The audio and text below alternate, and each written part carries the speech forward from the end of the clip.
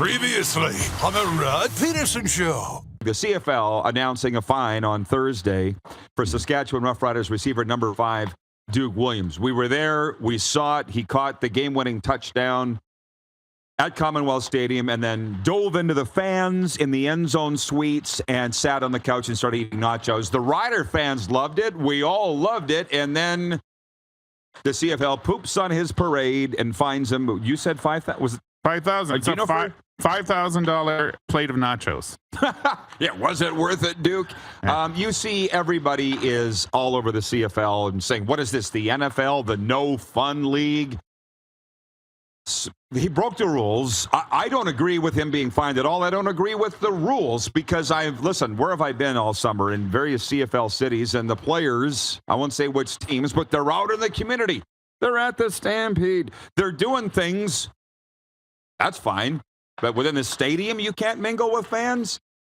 It's all ridiculous optics to me, it sounds like. And I'm on Duke Williams' side in this. Yeah, I'm interested to hear yours. Yeah, I mean, I can see both sides of it. I mean, he went into the player safety, security of the field. So I understand that side of it. But again, great marketing tool. I know there's a GoFundMe been set up for Duke Williams. I think it was at about $1,000 this morning. So, you know, these kind of things. John Gott did this a couple of years back in Ottawa, and it went viral across North America. Get ready for the Rod Pedersen Show.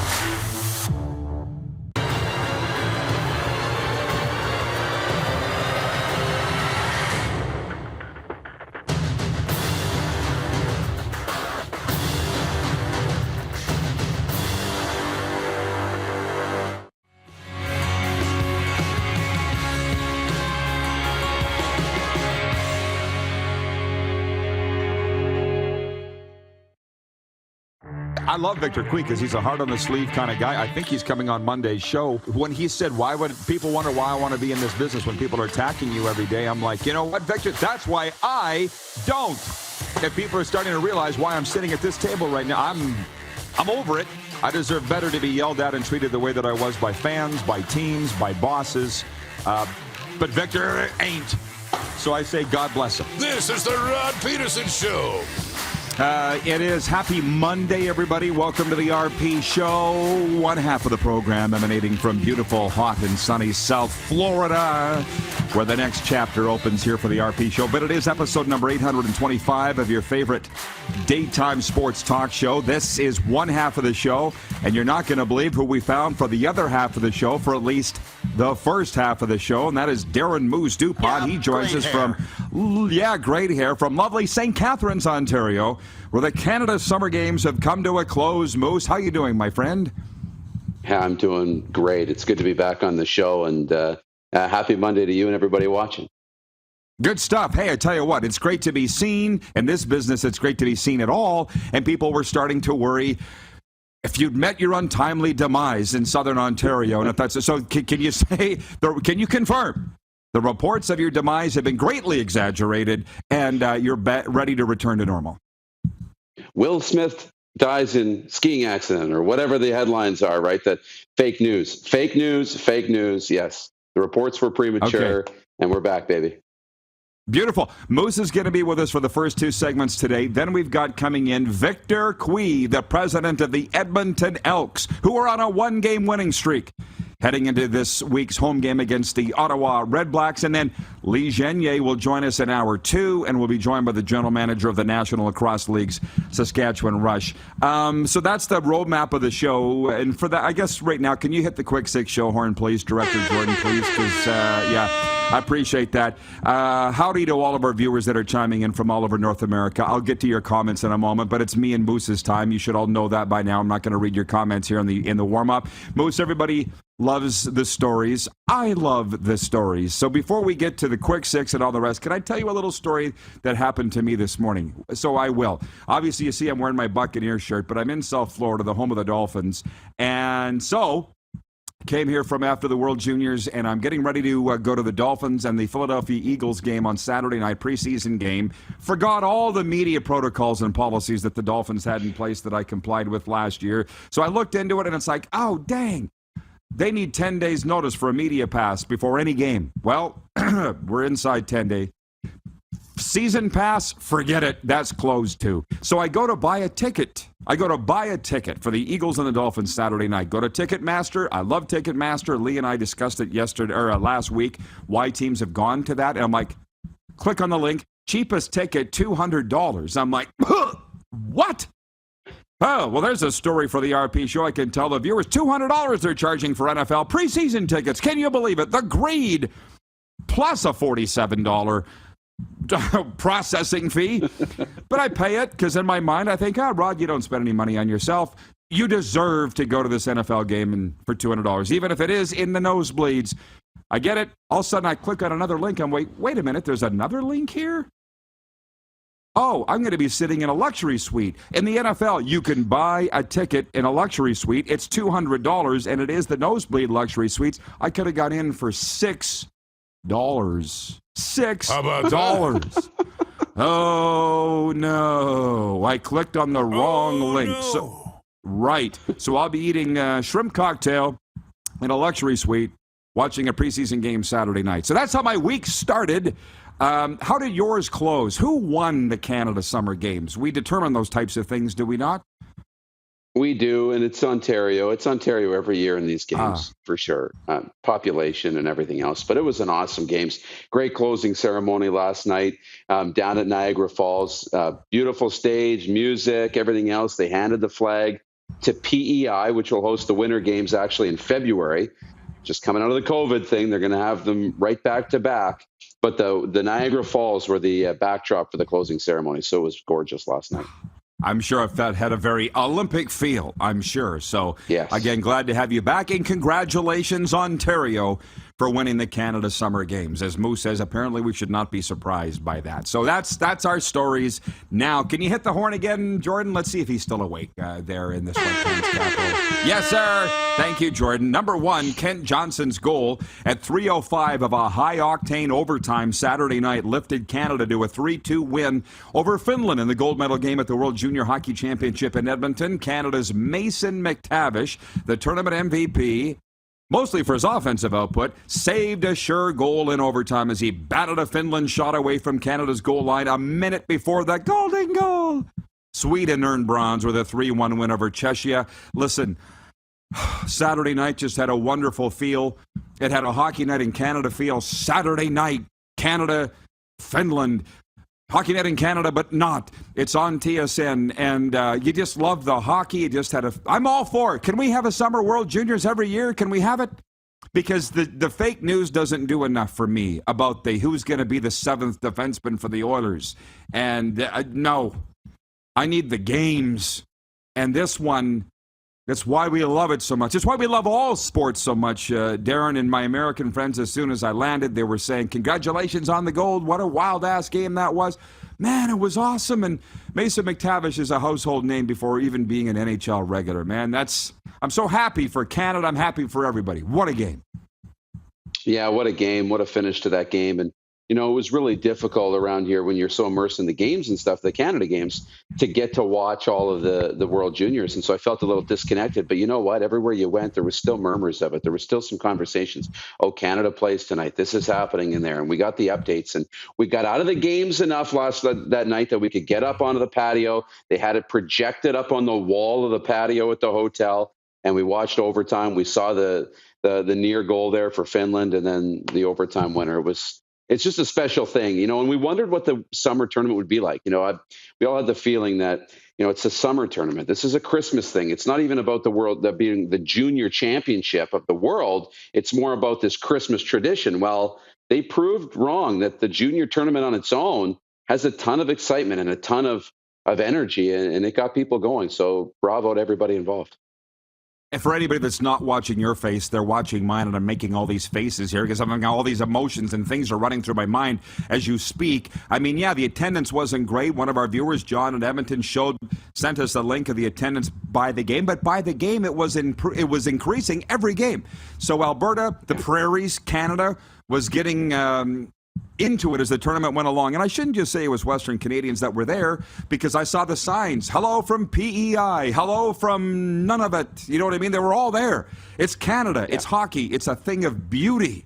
And we left Edmonton with a stronger partnership than ever before with Hockey Canada. It was just a massive relief from them to have won the thing, filled the barn for as good as they could. Did they sell all of those 13,000 some odd tickets for Saturday's final? Who cares?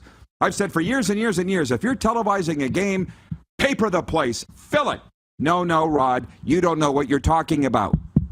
Just go do your little radio thing and shut up. No, it doesn't work that way. They filled the place. I'm sure not everybody bought tickets. There's no way 13,000 people paid $200 for tickets. They didn't. So for the other leagues that don't fill the barns in big games, didn't it make you feel like you wanted to be there? That's what the Full House does. So way to go. Bravo to all the nations involved. Bravo to Hockey Canada, but specifically Team Canada for winning the gold. Now, what's on at the movies this week with Landmark Cinemas? Everybody's writing me, Moose. They're seeing commercials for our show before movies like Bullet Train. It's in theaters now. Brad Pitt stars as Ladybug, an unlucky assassin determined to do his job peacefully after one too many gigs gone off the rails. Fate, however, may have other plans, as Ladybug's latest mission puts him on a collision course with lethal adversaries from around the globe, all with connected yet conflicting objectives on the world's fastest train. Text movies now, all caps, movie, to 902-518-3033 to be entered to win tickets and treats to Landmark Cinemas. Winners picked every week to go to the movies. All through the RP show. Thank you, Landmark Cinemas. Moving on to point 2, NFL Sunday. Rookie tight end Isaiah Likely caught 8 passes for 100 yards and a touchdown, and the Baltimore Ravens ran their preseason winning streak to 22 games, beating Arizona 24-17 in the Cardinal Stadium Sunday night in East Rutherford, New Jersey. I think we all watched it. Davis Webb threw a 15-yard touchdown pass to Alex Bachman with 35 seconds to play to lift the New York Football Giants past Cincinnati 25-22. And in Cleveland, Joshua Dobbs ran for a touchdown and looked good, directing Cleveland's backups during a 21-20 loss to the Eagles in an exhibition watched by both teams' starters. So that's what happened in the NFL on Sunday. I have NFL thoughts. Do you have any? How much are you paying attention to what the Titans are doing? Your Titans here in the NFL preseason. Yeah, a little bit. I mean, I always take preseason results with the grain of salt, but the Titans made a couple additions throughout this preseason in the camp on the defensive side, safety from the Chargers, the defensive back. So I like to see that and see where they're moving. But there's some interesting battles. The Seattle quarterback position is interesting, and who's going to start. And Drew Lock got an extra start, I believe, because of COVID. That's very interesting to see how exactly some of those battles are happening. And then obviously we've been following, our boy Tom and him being absent from Bucs camp, but he's back now. So I think all is going to go back to normal in Tampa very soon. So following the NFL quite closely. Tom Edward Brady back on the field with the Buccaneers today. Zach Nelson's watching in Calgary. He says, I didn't watch it, Rod. It wasn't on TSN or CTV. That's a topic for later on in the show. How about that? Because Moose is with us for 40 minutes today, so we can get into it all. From Jenna Reagan, watching in Southern California, says, let's go, Dallas Cowboys. Cowboys. Cowboys. We won on Saturday, by the way. I don't know if you'd heard, over the Chargers. And Jenna says, kick and punt return time. Spring football works. Quite a story, this Devontae Turpin. When I said that I have some thoughts on the NFL preseason, I'm only following the Dallas Cowboys. America's team. God's team's the Regina Pats. But Turpin, you got to follow this story if you haven't. If you have some time, Darren, on your way home and you're sitting in an airport, look this up. This guy played in the Spring League.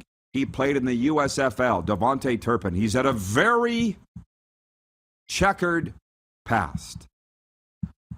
Moving that aside, which the Cowboys clearly are willing to, the guy, nobody's returned 2 kicks for touchdowns in an NFL game since 2013. He did it on Saturday in the preseason. We in Dallas will win games however we have to. But I wasn't breaking my leg to get near a television set, because I don't know how much you're following this, but I think that the NFL teams are picked now coming out of training camp. They're picked. Lee and I discussed this last week. There's no battles for the number one quarterback job or the number one receiver job or the number one center job or the number one defensive end job. They're all picked. So these preseason games are nothing more than glorified practices. And this guy, if I'm saying it right, Devontae Turpin, probably has made the Cowboys. And he is the guy that paid to play in the spring league. He played in the fan-controlled football league. This guy would do anything. He'd walk through fire to play in the NFL, and the Cowboys were watching, got a hold of his tape. He could be held up, Darren, as the story. If anybody wants to know why these guys just won't quit playing and they'll do anything to play ball, it's quite the inspirational story. Extremely inspirational. And, here's a guy you're going to root for now. You know that story. And could he be the next, I don't know, Deion Sanders for the Dallas Cowboys on the returns? I don't know, maybe. And wouldn't that be something? But it's sometimes it's these guys who have the most success sometimes. Like Tom Brady was a 6th-round pick. He had to work, right, to be this good. And you'll learn how to work. This kid going to fan-controlled football in the spring league and paying to play, like, there's no doubt he's a worker. And if you're a worker and you put in the time, he's going to continue to work. And so he has a chance to really have some longevity, and I hope he has success. Just another interesting storyline there, and we'll move on to the CFL right away. But the guy's got a checkered past, and the Cowboys are willing to overlook that. How many times do guys like Evander Kane and Antonio Brown, and I won't name any more names, get? Well, you keep producing, you're going to get a lot of chances. And I will welcome the viewers in. I can't get to your comments right now en masse because we got a lot to get to today. Rod's rant, of course, which I'm not ranting about anything other than maybe $200 for an NFL preseason game plus $47 processing fee.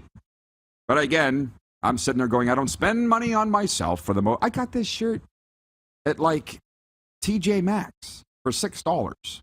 So if I want to pay for a luxury suite ticket for an NFL preseason game, damn it, I'm going to. And next time I'll realize to get my accreditation in before the window closes. You know what I'm saying? Anyways, Rod's rant, is for Bronco Plumbing, Heating, and Cooling.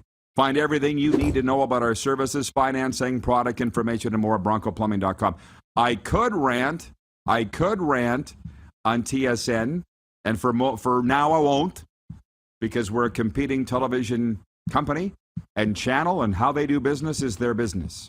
But oh boy, was my phone blowing up with people that couldn't get whatever World Juniors games or whatever CFL games or whatever, because they were on other channels. For instance, tonight's NFL preseason game, Falcons at Jets, is on TSN 1 and 3.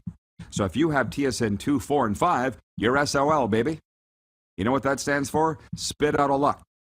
So TSN manipulates what channels they have, trying to hook you in to get more of their channels. And but I'm not going to rant on that today because I'm in South Florida and I'm happy. When we come back, we're what are we? We're only 2 points in. We got 3, 4, 5, and 6 to come, and it's all CFL, Queen's Plate, and Blue Jays. So stick around, everybody. The Moose is with me. He is alive. Reports of his demise were greatly exaggerated. On the way, Victor Cui, Derek Keenan, and Lee Genier. You're watching the RP Show on the Game Plus television network. We're live from South Florida and St. Catharines, Ontario, on Game Plus TV, YouTube Live, and 24-hour sports radio streaming now at rodpedersen.com. Have you subscribed to the Rod Pedersen Show YouTube channel yet? Head to youtube.com/The Rod Pedersen Show now.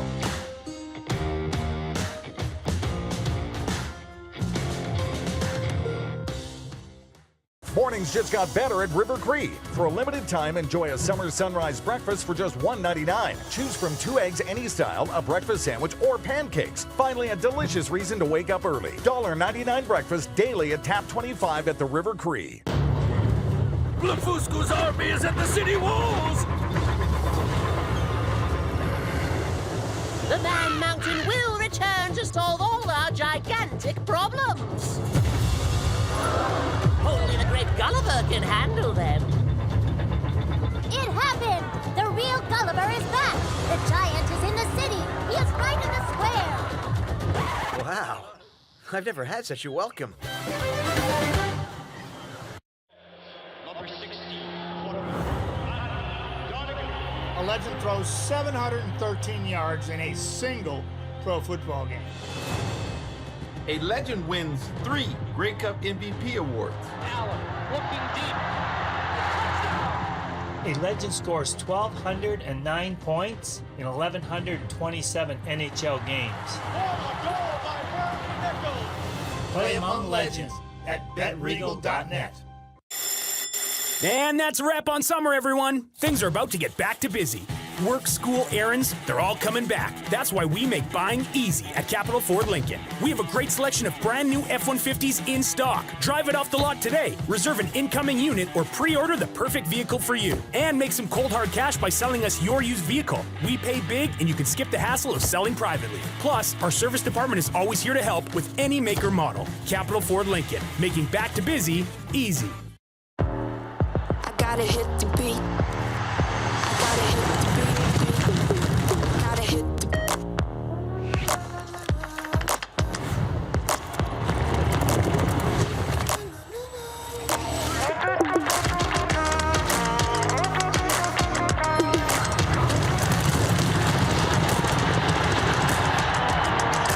Download Dark Horse Bets today.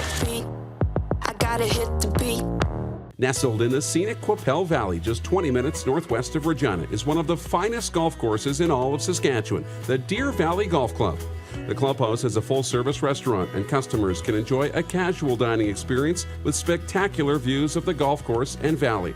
A fully stocked golf shop, staffed by PGA of Canada professionals, is equipped to meet all of your golf apparel and equipment needs. Book your tee time, family event, or corporate tournament today at the Deer Valley Golf Club. Call 306-731-1445. Some of the challenges we face with the CT technology that we have today is some of the deficiencies in around integration with some of our other systems. The addition of 2 new 4D simulators within the programming of the Saskatchewan Cancer Agency is going to have significant impact on the care we provide to the people of Saskatchewan.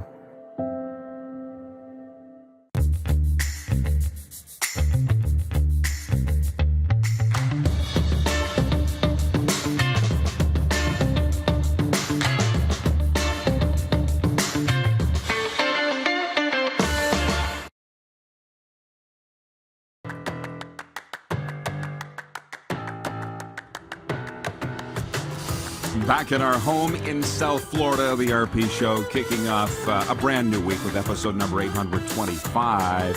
I'm switching up my Quick Six order here. The Moose is with us from St. Catharines, Ontario, where we're getting a lot of pressure to be in Ontario and Eastern Canada, and I'm here for it. Just not today. But I'm switching up the order of the Quick Six, Moose. My bell is right over here. I don't have it. Do you guys have a horn or something you can air?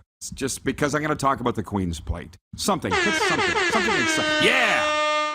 Philly Moira came on down the stretch to easily capture the 163rd running of the $1 million Queen's Plate on Sunday. Moira posted a synthetic trek record time of 2:01:48 in the 1.25 mile opening jewel of the OLG Canadian Triple Crown. Moira finished 7 lengths ahead of second place finisher Hall of Dreams at Woodbine. Sir for Sure was third in the 11-horse field. I know you watched it. I know all our viewers watched it. It was on TSN and CTV. I placed my money through the Dark Horse app on Cousin Mayhem. I don't know. I just had a little bit of a Tommy Lee thought there that maybe Cousin Mayhem would at least show. I placed bet on him showing, and that's top 3.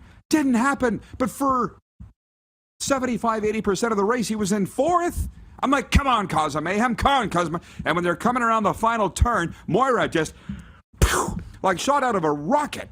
And I'm like, can you guys not, and gals, female horses, keep up this pace for 90 seconds? That's all that it needs to be. No. Moira, whoever came up with Moira as the favorite at 5-2 knew what they were talking about, Moose. It was very exciting. And congratulations to Moira, her entire team.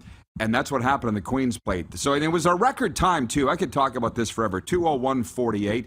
Very exciting race. And Moira she was waiting in the weeds until that final turn.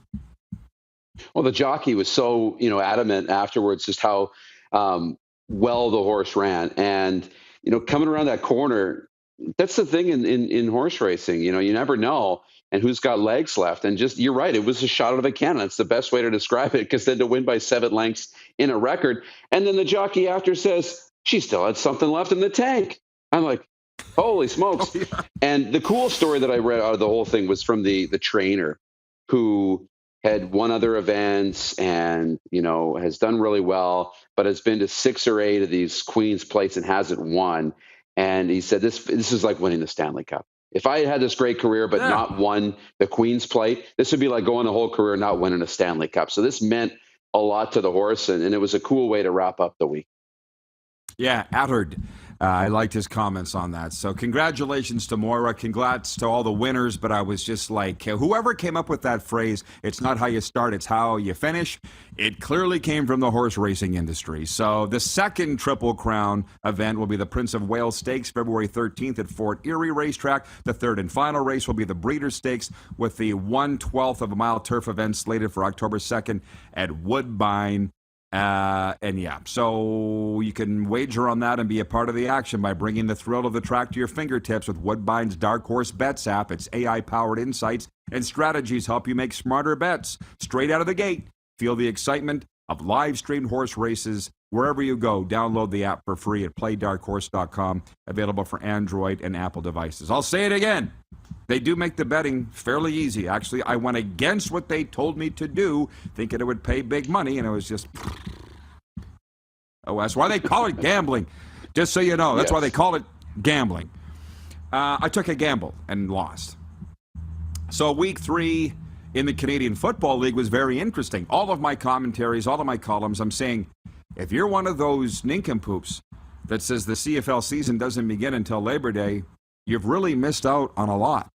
And so we've got all our viewers checking in, the CFL fans from coast to coast and around the continent, wanting to see our breakdown on this. So I missed having a Thursday night game. I like the Thursday night games in the Canadian Football League, at least in the summer until the NFL fires up. But there wasn't one last week. There was a Friday doubleheader. Edmonton beat Ottawa 30-12. I actually listened to that one in the car. I was listening to the Edmonton radio crew and a little bit of Ottawa on satellite radio, and they were saying how bad of a game it was. And I'm like, well, I'll have to take you guys' word for it because I'm not watching. Ottawa never did get on track or on track, however you want to say it. Huge win for Edmonton. Their third win. They're now 3-7. Ottawa's 1-8, and Paul LaPolice still has a job, and if I may, I'll never advocate for anybody to lose their job. I've had that happen a couple times. It's not pleasant, so I'm not going to advocate for Paul LaPolice to lose his job. But Ottawa 1-8, Darren. It's year 2 for them. I don't know if you have any thoughts on this. We'll get to all the games here, but it's bad in Ottawa, and they're upset. Yeah, it's really bad. It's not good. And, Edmonton's a team that you think you might have a chance to try and get back on track against. It didn't happen. Edmonton's gotten better too. So when you're sitting in Ottawa, you've actually seen Edmonton improve, and you haven't. If you're looking at a measuring stick as to who you might be competing with on the rebuild track, it would be the Elks, and they seem to at least have some signs that it's getting turned around. We're not seeing that in Ottawa. Now, only we know internally what the plan is, right? And if they're this is expected and what we might think is the future, they'll know if they're on track. Paul LaPolice will know if there's some signs there and if this is about just finding the right pieces and we're missing key areas. And we're not going to win, but we want to see A, B, C, and D and show some growth. But it's tough in Ottawa right now. And those fans have been somewhat spoiled in the short time the Red Blacks have been in the league with the success they've had. So this isn't a good time for the nation's capital. Well, fans have short memories, and I don't blame them when they're being asked to pay good money for tickets. It's been a long time since Ottawa's had good times. That's a fact. Yeah. Don't forget they fired a coach before Paul LaPolice, and they've been bad for 2 seasons under Lapo. So for the benefit of the Ottawa fans, that's why I'm talking about it. Edmonton's getting a little bit better. These two teams will meet again here in Week 12, so I'll move on from that. Friday night, The BC Lions were favored going into Sask, favored by 5, and they won 28-10 over the Saskatchewan Roughriders, and that was a very interesting game. I was shocked when Craig Dickinson gave his starting quarterback, Cody Fajardo, the hook with a minute and a half to go in the first half, and then Mason Fine comes in and looks like Tom Brady, moving the ball down while he's shorter Tom Brady, moving the ball down the field, but that didn't last, and in the second half, it looked like he was running in mud too, or playing in mud, so Sask now is 5-5. The BC Lions 8-1 with the victory, but I'm going to morph .4 in there with Nathan Rourke. Their stud quarterback got hurt, and the question is now, and he's going to require surgery, whatever they're calling. I call him WestJet, but I'm the only one. Do you guys not think that's better than Kid Canada? That's terrible. That's Kid Canada? Every Canadian kid's Kid Canada. Come on, WestJet, who incidentally bumped me up to first class the other day. I'm sitting in the back of the plane. I'm sitting in the back of the plane. And the flight attendant, she comes walking down the aisle, and she's like, I'm looking for a Rodney. Is there a Rodney? I'm looking for a Rodney. And I'm like, uh-oh. What was in my bag? We'd like to, I know. She's like, we'd like to move you up to first class. I said, why? And she was like stunned. And she's like, people didn't show up. You were a member of the rewards program. Blah, blah, blah, blah. I'm like, okay, let's go. LFG. It was a 5.5-hour flight down here to South Florida. So anyways, WestJet it is. Nathan Rourke is going to be out for extended time until close to the end of the regular season. My question to you before we move on to the Rough Rider side of things is, have the BC Lions built up enough of a cushion, Moose, to keep them in the playoff race until WestJet, Nathan Rourke, gets back?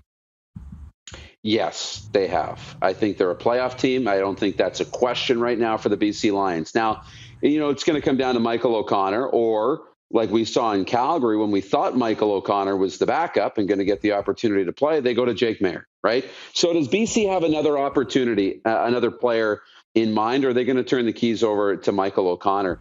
I've seen Michael O'Connor play football at the university level very extensively, and I think, he can have success at this level. But it's like Nathan Rourke. We never saw this happening with Nathan Rourke last year. We weren't sitting there being, okay, we've seen all these signs of brilliance, and he's going to lead the league in passing next year. But that year of learning and getting the opportunity has set him up for success. Michael O'Connor's kind of had this opportunity to watch. He watched some good quarterbacks in this league, and this year he's been behind Nathan Rourke, seeing what he's been able to do. So perhaps Michael O'Connor can come in and replicate some of the success, although I would temper the expectations. But BC will be fine for a while. I wouldn't panic. Well, they got the Riders again this week, and Antonio Pipkin wasn't bad when he came into the game, too. John Massey, he's a Rider fan living in Edmonton, says, address the jerks in the stands booing Fajardo. How do we expect him to have any confidence when we're working against him during games? He's talking about booing our own players. Listen, John, it's a Rider thing. I don't understand it. It's quite distasteful, to be honest with you, but it's just what they do. It's just what they boo their own star quarterback. I know, right? So the poll question today for Capital Auto Mall Universal Collision Center is, who should the Riders start at quarterback in Week 12 at BC? Jake Dolegala, Mason Fine, or Cody Fajardo? I voted for Cody Fajardo because he is the highest paid Rough Rider quarterback of all time. Clearly, I'm never turning on. I'm with John. Why are you booing this guy? He's your quarterback. But it's just what Rider people do. Rider fans. We can't go into that.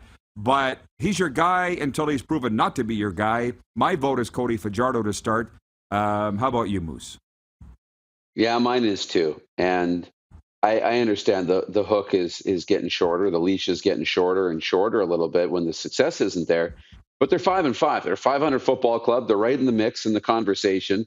So, yeah, he continues to start for sure. Let's have a look here. 40% of the vote saying Mason Fine on Twitter. 40% saying Mason Fine should start. So, again, they just boo their own. Don't get it. Randy from Winnipeg says, first class and luxury box. Way to go, Rod. Well, I had to pay for the luxury box. But the first class, I have no idea. And I was reading the book, Law of Attraction. You've seen the book that I have. I was only a couple pages in. There was a couple other people that got moved up, too. And I said, this thing works fast. This book. Anyways, Montreal continues to roll. I don't know, like, Danny Machocha has his detractors, I think for good reason, particularly in Edmonton, but the Alouettes continue to win. And as somebody said on this show a while back, we keep getting told that Hamilton's a good team, but we have seen no evidence of that. So it's quite a story unfolding under Danny Machocha, who I used to nickname Danny Can't Coacha way back 15 years ago. Well, he's ramming that down my throat. Montreal's winning, Moose. They are. They're winning football games. And we know they've got some talented players. And, it just takes time for the players, to all buy in and get on the same page. And, at the beginning, I thought, when Danny made the switch and he went, to the sideline to coach, they actually looked pretty good for a while in that game. They ended up losing, but they looked pretty good for a while. And clearly he's found something in his guys and pushing some of the right buttons. But Montreal's a team I would watch out for. They've got quarterback play, and that's really important in this league, and they've got some weapons. We don't have a lot of time, less than a minute. We got to spend a minute on the Stampeders. They pull Bo Levi Mitchell. And listen, I was watching the hockey game, and I wasn't paying attention to the Calgary-Toronto game, but I get this notification. Bo Levi Mitchell benched for Calgary. I thought it meant he wasn't starting the game, and then I find out he gets pulled in the second quarter, which I guess is benching. That's fine. He never came back. I get that. But Jake Meyer comes out and leads the Calgary Stampeders to a victory. I'm going to spend more time with that next hour with Lee Genier because he is Stamps alum, but Calgary gets the win. It was a huge one because it moved him a win up on Saskatchewan for third in the Western Division, and it was a victory at Toronto 22-19. We will, like I say, spend more time on that later. Moose, I think you're done for the day, so enjoy yourself, man, and thanks for coming on. You bet. Good to be back, and have a great rest of the show. Yeah, thank you. Safe travels. By the way, we're brought to you in part by Ito Japan. Delicious Japanese-inspired meals and snacks made to order with high-quality ingredients. We're going out with a special guest next, Derek Keenan. You're watching the RP Show on this Monday, live from South Florida on the Game Plus television network. We're also live streaming on YouTube. You can always catch the podcast wherever the best podcasts are found, including Apple, Stitcher, Amazon, Google, and Spotify. Have you subscribed to the Rod Pedersen Show YouTube channel yet? Head to youtube.com/The Rod Pedersen Show now.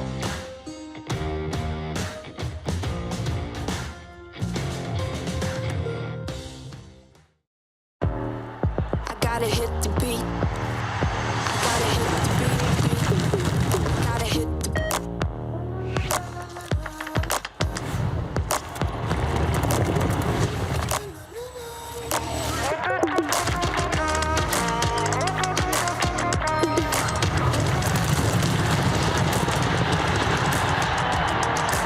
Download Dark Horse Bets today.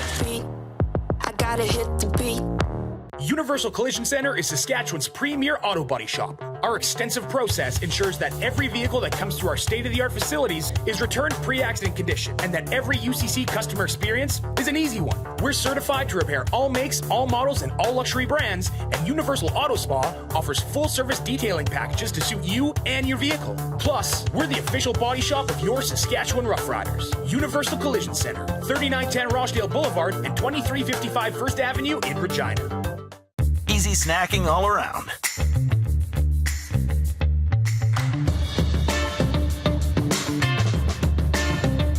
Something everyone can love. Bronco Plumbing, Heating, and Cooling.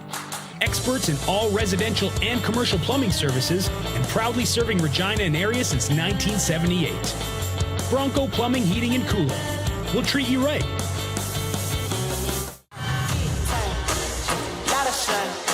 Smoky in the air, that's a lot of fun. Big time, big time, big time, big time.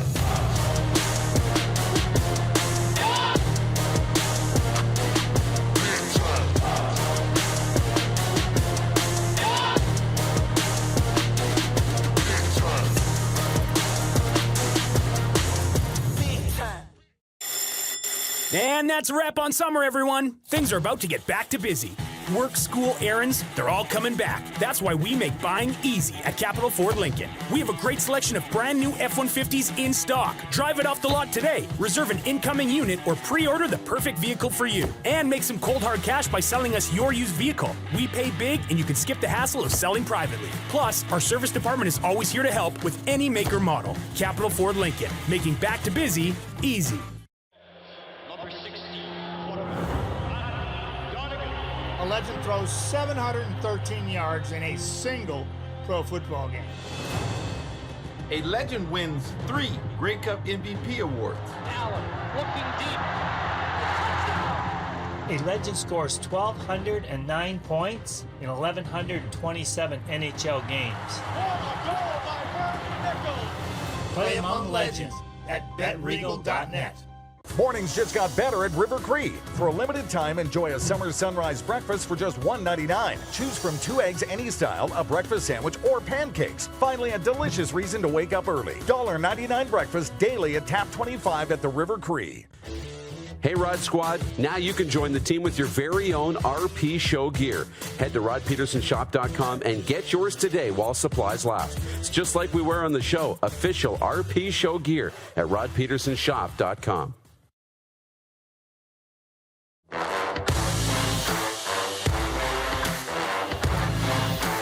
Gorgeous day here at South Florida as the RP Show rolls on. We open a brand new week. Dolphins home to the Eagles Saturday night, and I'm excited to say that I will be there. But I'll tell you, Friday, the Edmonton Elks are going to be home to the Ottawa Red Blacks.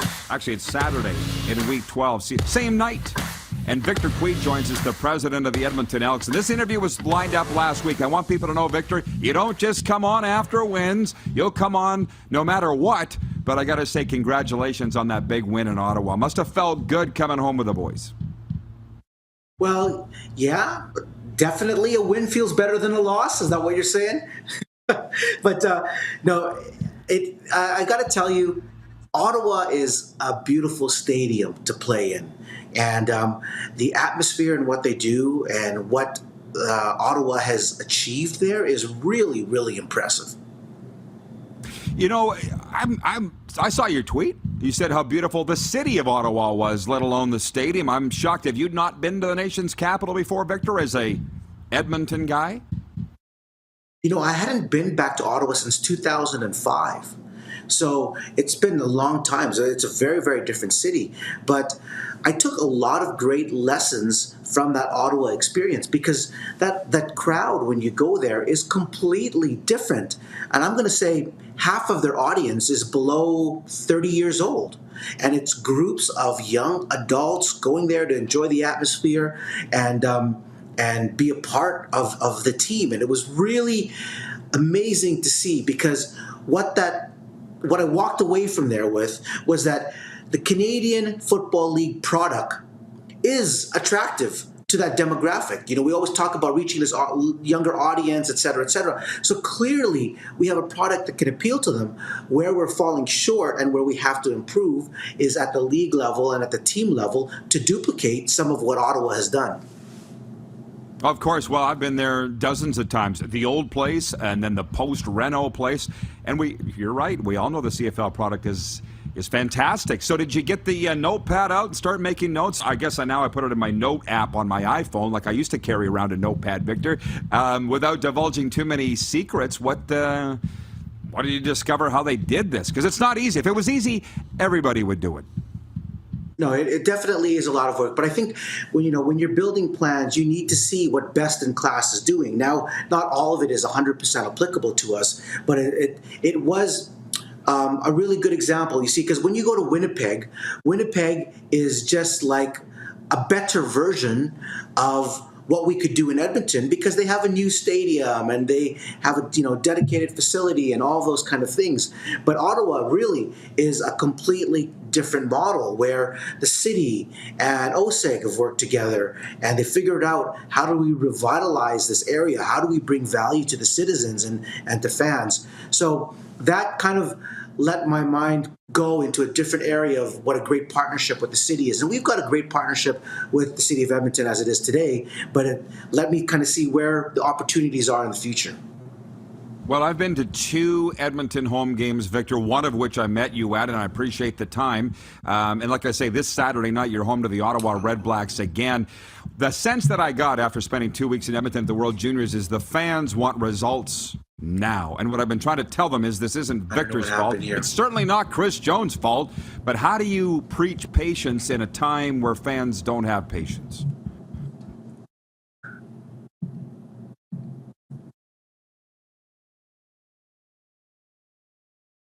Oh, boy. Oh, no. Well, how about that? Sounds like he got a call. It's the president of a CFL team, so their phone might be a little busy. Can you people, our viewers, remind? We got him? Okay.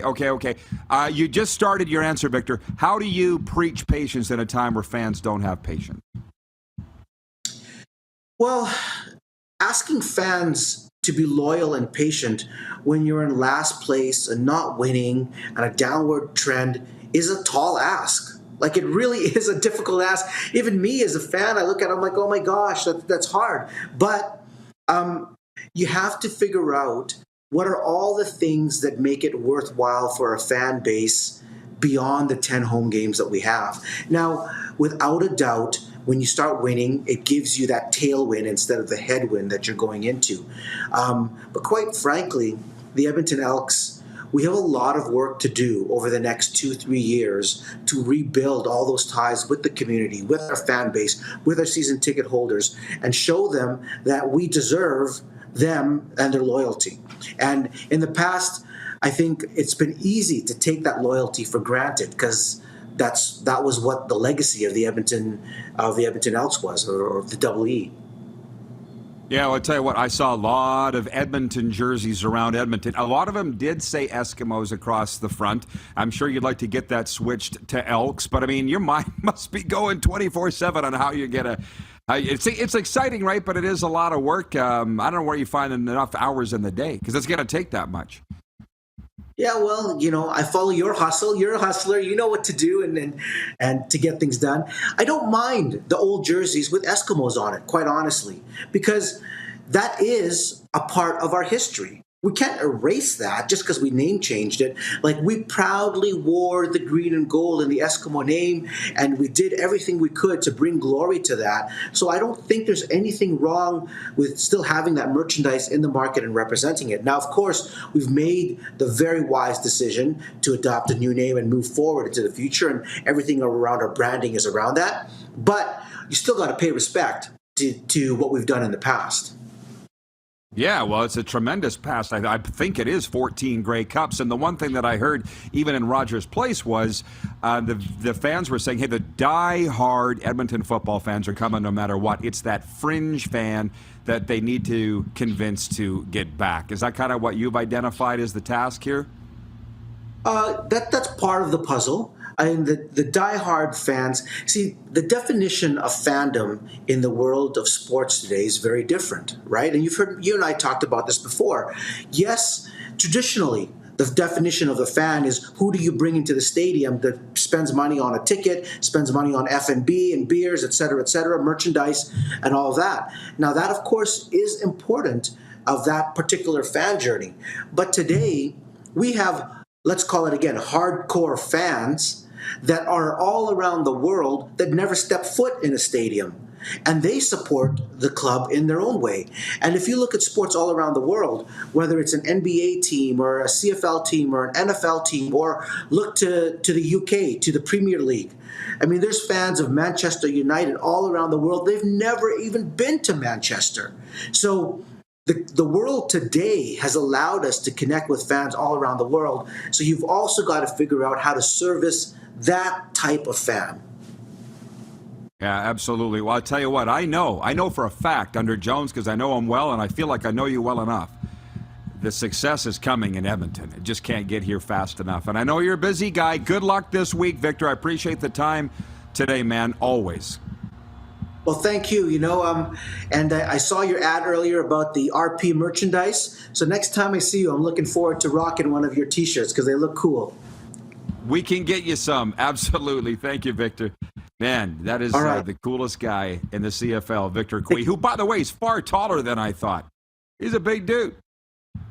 We'll be back with a sports update and your comments on all of these. Lee Genier coming up in hour 2, plus Saskatchewan Rush General Manager Derek Keenan. We'll be right back. You're watching the RP Show live from South Florida on the Game Plus television network. We're also live streaming on YouTube and 24-hour sports radio streaming now at rodpedersen.com. Have you subscribed to the Rod Pedersen Show YouTube channel yet? Head to youtube.com/The Rod Pedersen Show now.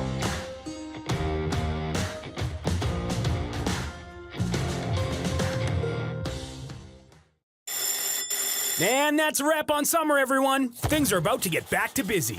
Work, school, errands, they're all coming back. That's why we make buying easy at Capital GMC. Reserve your brand new truck or SUV today. Check out our great selection of in-stock GM certified pre-owned trucks and make some cold hard cash by selling us your used vehicle. We pay big and you can skip the hassle of selling privately. Plus, our service department is always here to help with any make or model. Capital GMC, making back to busy easy. Nestled in the scenic Qu'Appelle Valley, just 20 minutes northwest of Regina, is one of the finest golf courses in all of Saskatchewan, the Deer Valley Golf Club. The clubhouse has a full-service restaurant, and customers can enjoy a casual dining experience with spectacular views of the golf course and valley. A fully stocked golf shop, staffed by PGA of Canada professionals, is equipped to meet all of your golf apparel and equipment needs. Book your tee time, family event, or corporate tournament today at the Deer Valley Golf Club. Call 306-731-1445. The venue at River Cree, bringing you the best in live entertainment. One of the world's most gifted and accomplished ventriloquists, Terry Fader brings his repertoire of comedy, music, and unique impersonations to the venue at River Cree this September for one night only. Get your tickets now at rivercreeresort.com. Blefusco's army is at the city walls! The Man Mountain will return to solve all our gigantic problems. Only the great Gulliver can handle them. It happened! The real Gulliver is back! The giant is in the city! He is right in the square! Wow. I've never had such a welcome.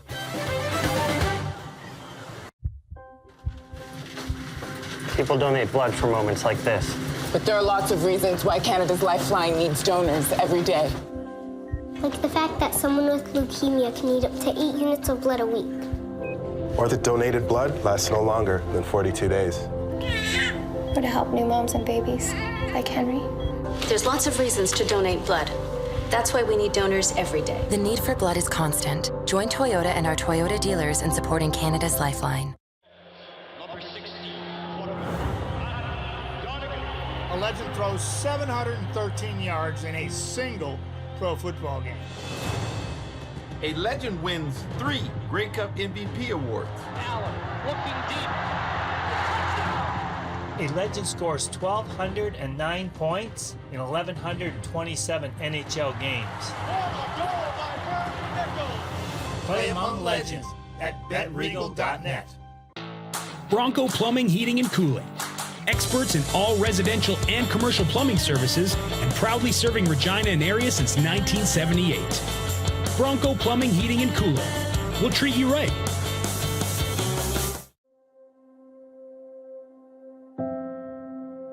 Some of the challenges we face with the CT technology that we have today is some of the deficiencies in around integration with some of our other systems.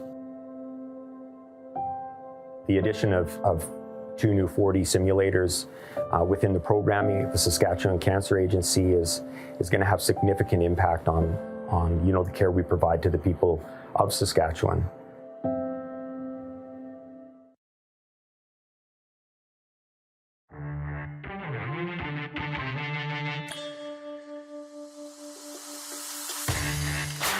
RP Show rolls on. We had a fantastic interview with Victor Cui. They always are, those great visits with Victor. And we got some great viewer comments, too. But a sports update on this Monday. Canada's unbeaten entry in the 75th Little League World Series. The Little Mountain Little Leaguers of Vancouver will face the Matamoros Little League of Mexico today, looking to win a 3rd straight game. Be watching for that. Canada unbeaten at the World Little League. The final 4 spots into the 2022 CP Women's Open field will be determined today during a final qualifier in Ottawa. Today is also the start of the tournament week for the CP Women's Open at the Hunt and Golf Club as the LPGA Tour's top stars return to Ottawa for the first time since 2017. Canadian star Brooke Henderson and world number 1 Jin Young Ko will be among those competing in the 4-day tourney that tees off Thursday. And there will be another pressure-packed Canada versus Finland hockey game this week. But this time it'll be the women who star in the showdown. Canada opens the 2022 Women's World Hockey Championship in Denmark on Thursday, playing the Finns in a Group A game at KVIC Hockey Arena. This sports update is for Edo Japan. Delicious Japanese-inspired meals and snacks made to order with high-quality ingredients. To the Edmonton viewers, Rich Robertson's watching in Edmonton regarding the Victor Cui interview. He says, very well spoken, but it's going to take a lot of work to make this team relevant in this market again. Yep, but we got to start somewhere, right? Bingo! Journey of 1,000 miles begins with a single step, right? Ah, it's impossible. Why try? Ted in Red Deer. I still think the Edmonton Energy Football Club is a way better name, but I'm a Rider fan, so what do I know? I would have gone with the Edmonton Empire, but I'm a Rider fan. What do I know? I got to go to the text line, 902-518-3033. From Brady from the Bridge City. He says, hey, Rod, I'm on my way to Candle Lake for a camp with my program. Canada won gold, but it didn't come out without a goal line save by McTavish. Come on, Brady. Don't be a yeah, but guy. Oh, you won, yeah, but you wouldn't have if it wasn't for Mason McTavish. Don't be the yeah, but guy. I don't like yeah, but people.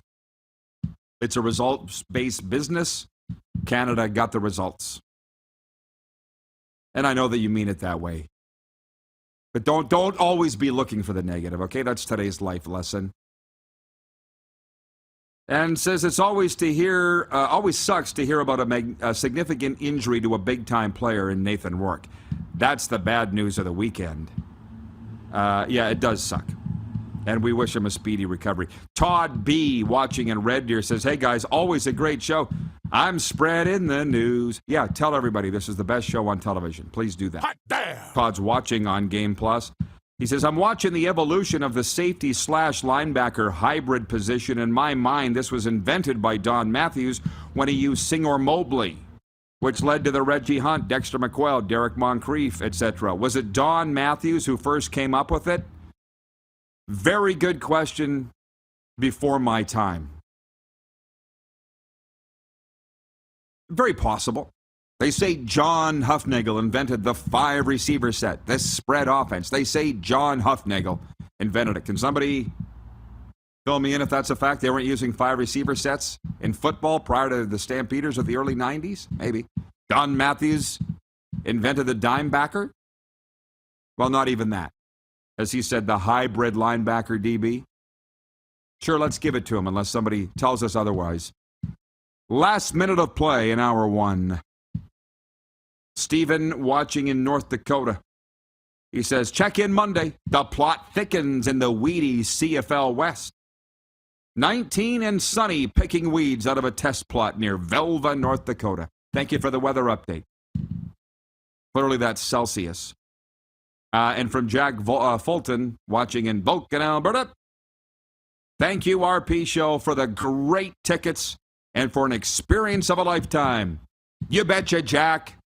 He went to the World Junior Gold Medal game Saturday night. It's one that we'll be talking about forever. Literally forever. Yeah, but they wouldn't have won if not for Mason McTavish. Yeah, but. Don't be that guy, Brady. Lee Genier will talk about this Don Matthews invention and more next hour. Stick around after this break on Game Plus. Have you subscribed to the Rod Pedersen Show YouTube channel yet? Head to youtube.com/The Rod Pedersen Show now.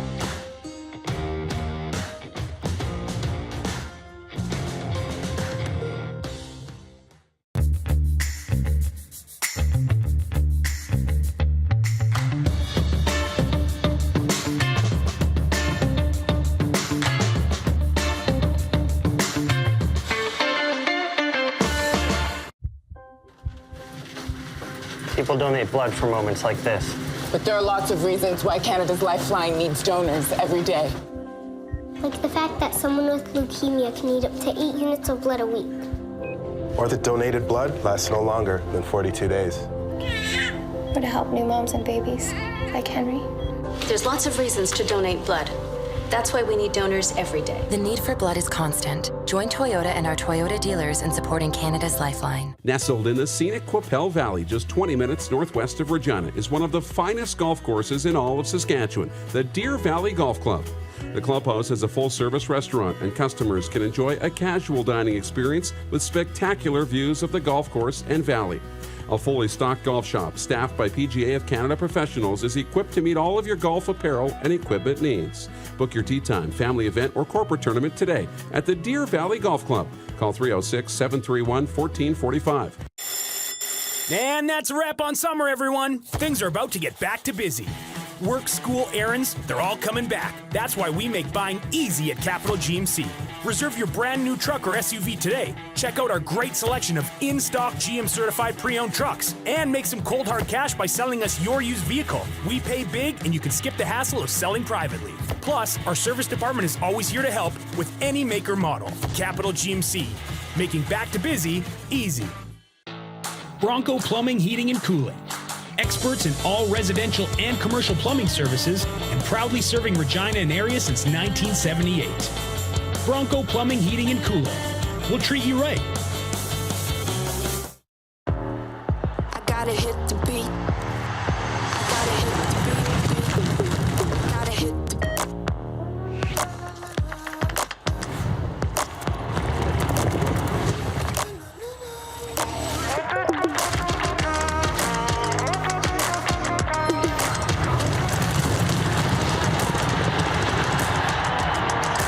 Download Dark Horse Bets today. I gotta hit the beat.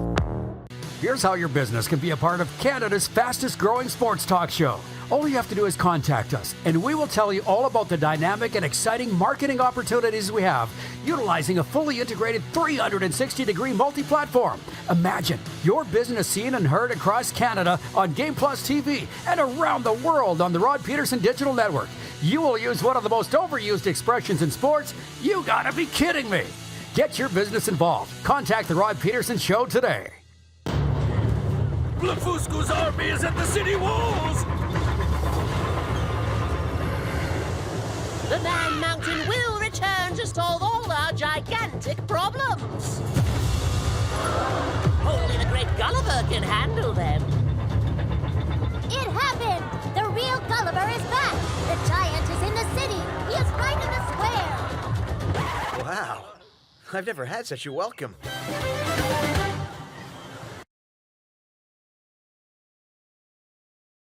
I love Victor Cui because he's a heart-on-the-sleeve kind of guy. I think he's coming on Monday's show. When he said, why would people wonder why I want to be in this business when people are attacking you every day? I'm like, you know what, Victor? That's why I don't. And people are starting to realize why I'm sitting at this table right now. I'm over it. I deserve better to be yelled at and treated the way that I was by fans, by teams, by bosses. But Victor ain't. So I say God bless him. This is the Rod Pedersen Show. Yeah, let's get the hashtag going around. Let's get it trending. God bless Victor Cui. How about that? I feel like as we lift the lid on hour 2 here of your favorite daytime sports talk show, we got a lot to get to, man. We had Moose last hour, 1 hour ago from St. Catharines, Ontario, as he makes his way home from the Canada Summer Games. We've had a lot of NFL discussion, CFL discussion. We didn't get to the Blue Jays yet, but we will. We recap the Queen's Plate. But it is my distinct honor to welcome into the program our COO of the Rod Pedersen Show Corporation, Mr. Lee Genier, who joins us from Cowtown. How you doing, Lee? Fantastic as always. Attaboy. Look, I got so many things I want to get to you with of all those topics that I just said, and I don't really know where to start. Have you been watching the first hour, or were you on business calls and so forth? Sorry to put you on the spot. I was watching the show, yeah. A little bit of both. I can multitask. I cannot. I'm a one-track mind. But I got football questions for you. But how about this? If you were watching 1 hour ago, I missed the deadline to get a media pass for the Dolphins game Saturday against the Eagles, so I thought that I would buy a ticket, which I did, and the cheapest ticket I could find was $200 US plus a $47 processing fee, and then I find out it's in a luxury suite. I clicked the wrong link. If I clicked the right, I could have been in if I clicked the right link for $6 to watch an NFL preseason game. And my question to you is, what the hell? I'll sit in the luxury suite and eat shrimp cocktail and be in a luxury suite. Is that a thing? I never knew that teams sold seats to a luxury suite. I'm kind of looking forward to it. First I ever heard of it.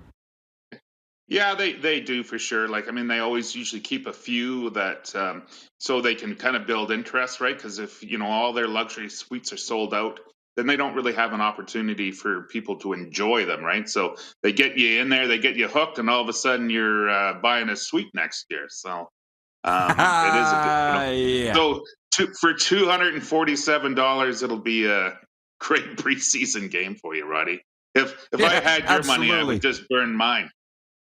Listen, dust off your platinum credit card or the RP Show checkbook because we're getting a suite in Hard Rock Stadium, okay, for next season. So there's that. We're talking about Nathan Work, which we'll get to. Seems like a lot of football today, and that's cool. Ryan in Toronto says, Rod, WestJet is a great nickname. Kid Canada? Not the best nickname, but that's what they're going with. Lee, what did you think when you heard Nathan Work's going to be out for extended time, the star quarterback of the BC Lions? Yeah, just devastating news for him. As you know, I'm a huge fan and what he's brought to the league, and to see him go down with an injury that, I'm not sure he's going to make it back for the end of the season. If I did some research on that type of sprain and having surgery, I just don't think he's going to go back. So it is really disheartening. I know the Lions, I talked to some folks there and they're pretty devastated. So, it's bad for the league. It's too bad. But, I alluded to it last week when we were talking about what the second half was going to look like. And I said, the big thing there is injuries as well, right? So we see an injury that could, change the trajectory of the Lions this year. So. Yeah, no kidding. So everybody is seeing that we are just jumping into the deep end, with all the topics that we have here today. And there are topics. I'll come back to this on the BC Lions in a second. Just on the Canada game, John Ohm, and I do have my gong here, in Winnipeg says, only minor complaint on the World Juniors is I would have liked to see more of a red and white Maple Leaf style of jersey on the team uniform. The black didn't do that for me. Again, that's why Lee is so valuable to us for many, many reasons. You're a sports marketer from way back. Black wouldn't have been my color. Every time they took to the ice in the red with the white maple leaf on their socks, my heart skipped. My heart fluttered when I saw the red Canada jerseys. The black, but it's new and it's funky. And do you have a favorite jersey, Lee? And why would Canada go with black in such an important game like they did, the gold medal game, do you think? Well, I remember when they first went to some black jerseys years ago, and they sold a ton of them, right? So, I mean, as you know, teams always have their third jerseys, special jerseys, and maybe they just really felt that black brought out the sinister, as they needed to bring everything. And so maybe that's why it was, again, it all generally comes down to selling more jerseys, selling more merch, and the way that, I'm sure that they probably polled the players and say, what do you want to wear tonight? And the guys probably said, yeah, we want to wear black tonight. And but yeah, I mean, I'm a big, red, when Canada's playing, I like to see the red maple leaf too. So, but again, it was probably a business decision, along with the guys, chiming in on what they wanted to wear. Yeah, so again, Golden Corral of sports talk here, a little bit of everything for everybody, and we'll try to zero in on some topics as we go. But John, we agree with you, but there was the adage, Lee, you must know this, you've been around sports longer than me. Not that much longer, but a little longer than me. They've often said that black makes you appear larger. Black jerseys make you look physically bigger. I'd love to hear what was the story behind Team Canada. If it's been reported, I missed it. There had to be some sort of lucky run. Maybe the players voted, as you say. But have you heard that? Like when the Riders went to the black jerseys, we sold a ton of those too. Your Stampeders black jerseys were immensely popular. But had you heard that it makes you look physically bigger? Well, I thought they were always black was supposed to be slimming, but I've never heard that black jerseys made you appear bigger. But I mean, there is a certain sinister, when you look at, certain teams that wear, whether it's the Raiders. I mean, obviously the Raiders have a notorious history there. So, I mean, black just kind of says, hey, we're here for business. And I know when we used to wear our black jerseys at the Stamps, that was, like I say, it was kind of your war colors that were coming out. So, and I mean, hey, at the end of the day, they won. Yeah, well, and from my cousin Christine in Medicine Hat, she says, don't care what color they wear as long as they win, which reminds me of the Edmonton thing and the name. Victor Cui did address, he's like, it was an interesting interview with Victor. He's like, I don't care if people want to wear Eskimos jerseys. We have a proud history as a franchise named Eskimos. And I thought that was pretty cool, but he would clearly still want to get as many fans in new jerseys as possible. Our Rider fans chiming in, and that will be my next point with Lee in a second. Jennifer from the Four Seasons writes in and says, where is it? She goes, the Rider game was, where did it go? The Rider game was all around terrible. It was tough to watch. The whole team was not good. We'll get to that. But we had a viewer in Red Deer, Lee, say, did Don Matthews invent the linebacker/DB hybrid role, i.e. Senior Mobley went on to be George White, Reggie Hunt? Does Don Matthews get credit for that? Do you know? I couldn't tell you. I mean, Don was a great coach, and he might have, he may have invented the hybrid. But I couldn't tell you off the top of my head for sure. Okay, I never heard that, but I did hear that John Huffnagel invented the 5-receiver set and spread offense from the Canadian Football League. Is that a fact that you know? I would say that for sure. Yeah, I mean, I got to for sure. John is a incredible mind. So he was an incredible offensive coordinator, as you know, back in the day. Well, that's a wonderful thing about the Canadian Football League. It is innovative. The unfortunate thing is now the XFL has entered into an official agreement with the National Football League to be exactly that, a bit of a petri dish for all kinds of experiments. And maybe the CFL could still be that, but there wasn't an XFL before, which, let's get to the Rider thing because I promised it. And by the way, folks, you are watching the RP Show live on Game Plus Television across all 10 provinces in Canada and 31 states, including Florida, where I reside. She said the Rider game was terrible. They were bad all over. They were. 28-10, Saskatchewan lost. You and I have covered the Nathan Rourke thing already. The poll question today for Capital Automall Universal Collision Center is, who should start at quarterback for Saskatchewan in Week 12 at BC? Your options are Cody Fajardo, Mason Fine, or Jake Delagala. Leading the way with 40% of the vote is Mason Fine, the North Texas grad. I voted for Cody Fajardo. Last hour, the Moose voted for Cody Fajardo. And we'll get to Calgary in a second. The viewers are saying Mason Fine. Lee, how would you vote on that poll?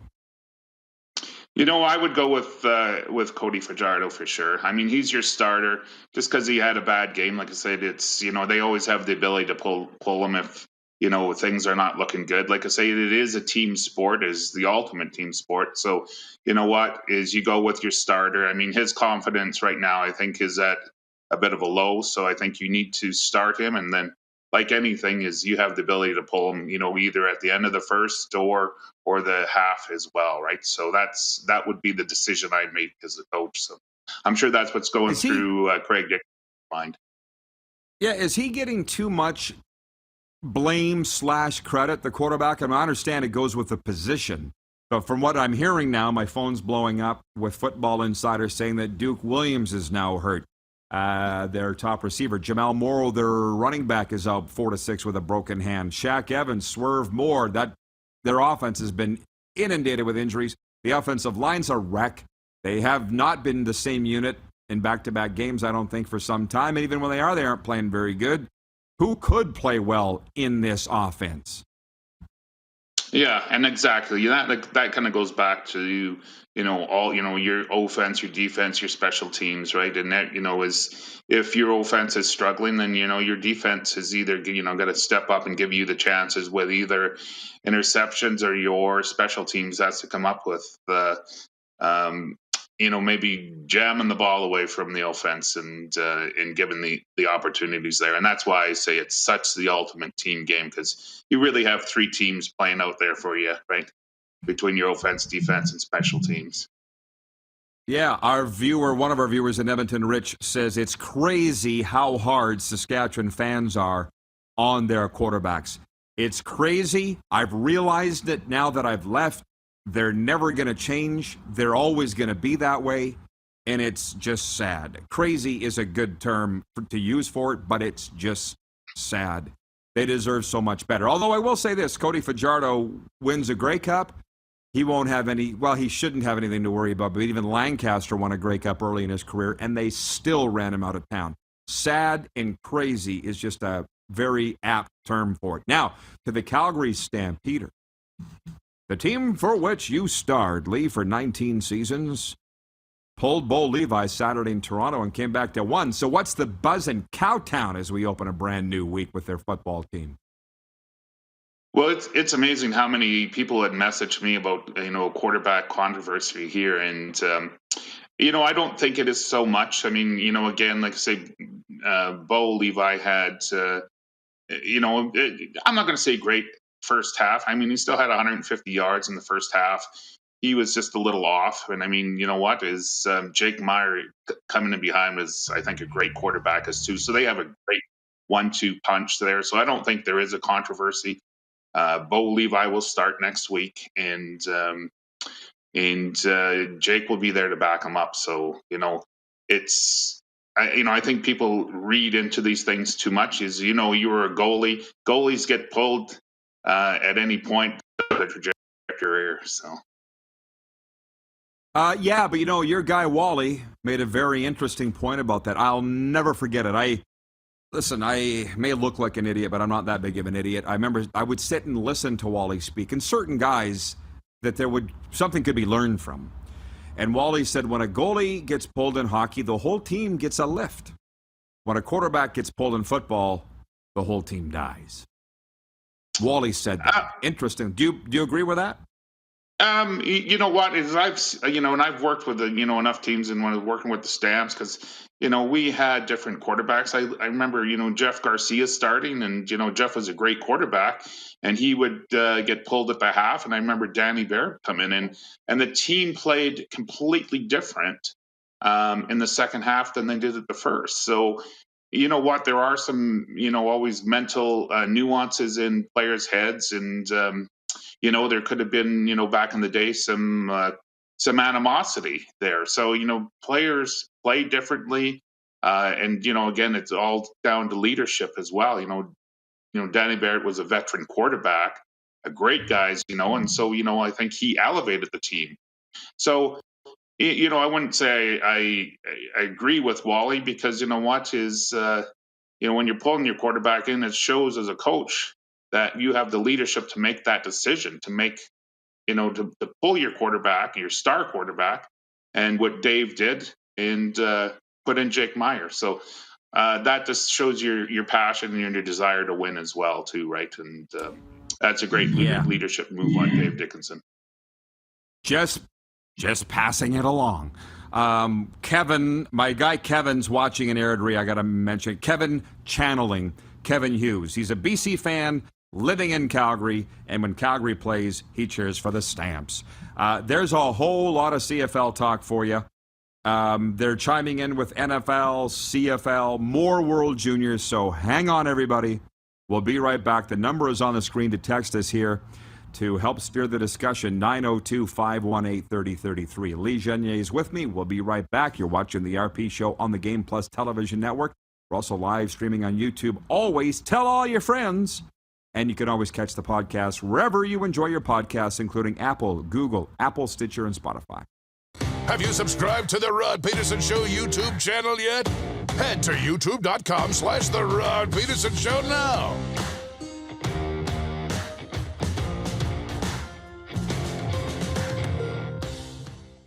The venue at River Cree, bringing you the best in live entertainment. One of the world's most gifted and accomplished ventriloquists, Terry Fader brings his repertoire of comedy, music, and unique impersonations to the venue at River Cree this September for one night only. Get your tickets now at rivercreeresort.com. Is it time to take your event online? Bring it to IKS Live. We've got a fully customized virtual event platform with remote guest support for your next fundraiser, talk show, conference, performance, and more. IKS Live offers live streaming to Facebook Live and YouTube and pre-recorded capabilities, both in our studio with green screen available and on location with pre-production and post-production services. Visit us at ikslive.ca. Universal Collision Center is Saskatchewan's premier auto body shop. Our extensive process ensures that every vehicle that comes through our state-of-the-art facilities is returned pre-accident condition, and that every UCC customer experience is an easy one. We're certified to repair all makes, all models, and all luxury brands, and Universal Auto Spa offers full-service detailing packages to suit you and your vehicle. Plus, we're the official body shop of your Saskatchewan Roughriders. Universal Collision Center, 3910 Rochdale Boulevard and 2355 First Avenue in Regina. Nestled in the scenic Qu'Appelle Valley, just 20 minutes northwest of Regina, is one of the finest golf courses in all of Saskatchewan, the Deer Valley Golf Club. The clubhouse has a full-service restaurant, and customers can enjoy a casual dining experience with spectacular views of the golf course and valley. A fully stocked golf shop staffed by PGA of Canada professionals is equipped to meet all of your golf apparel and equipment needs. Book your tee time, family event, or corporate tournament today at the Deer Valley Golf Club. Call 306-731-1445. A legend throws 713 yards in a single pro football game. A legend wins 3 Grey Cup MVP awards. Allen looking deep. A legend scores 1,209 points in 1,127 NHL games. Play among legends at betregal.net. Bronco Plumbing, Heating, and Cooling. Experts in all residential and commercial plumbing services and proudly serving Regina and area since 1978. Bronco Plumbing, Heating, and Cooling. We'll treat you right. Blefuscu's army is at the city walls! The Man Mountain will return to solve all our gigantic problems. Only the great Gulliver can handle them. It happened! The real Gulliver is back! The giant is in the city! He is right in the square! Wow. I've never had such a welcome. Gotta hit the beat. Gotta hit the beat. Gotta hit the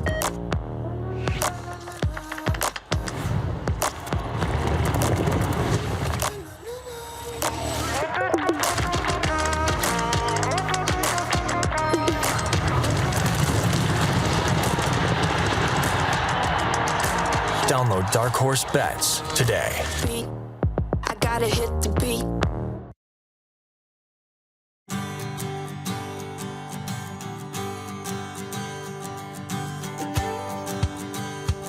RP Show continues from South Florida, and just ahead of bringing in our co-host in Hour 2 and our COO, Lee Genier, I will tell you that we do have breaking news out of Florida. Tampa Bay Buccaneers quarterback Tom Brady has returned to the team and is practicing today following an 11-day absence. The 45-year-old left the team on August 11th due to personal reasons. TB12 is heading into his 23rd season in the NFL after retiring earlier this year. It lasted 41 days.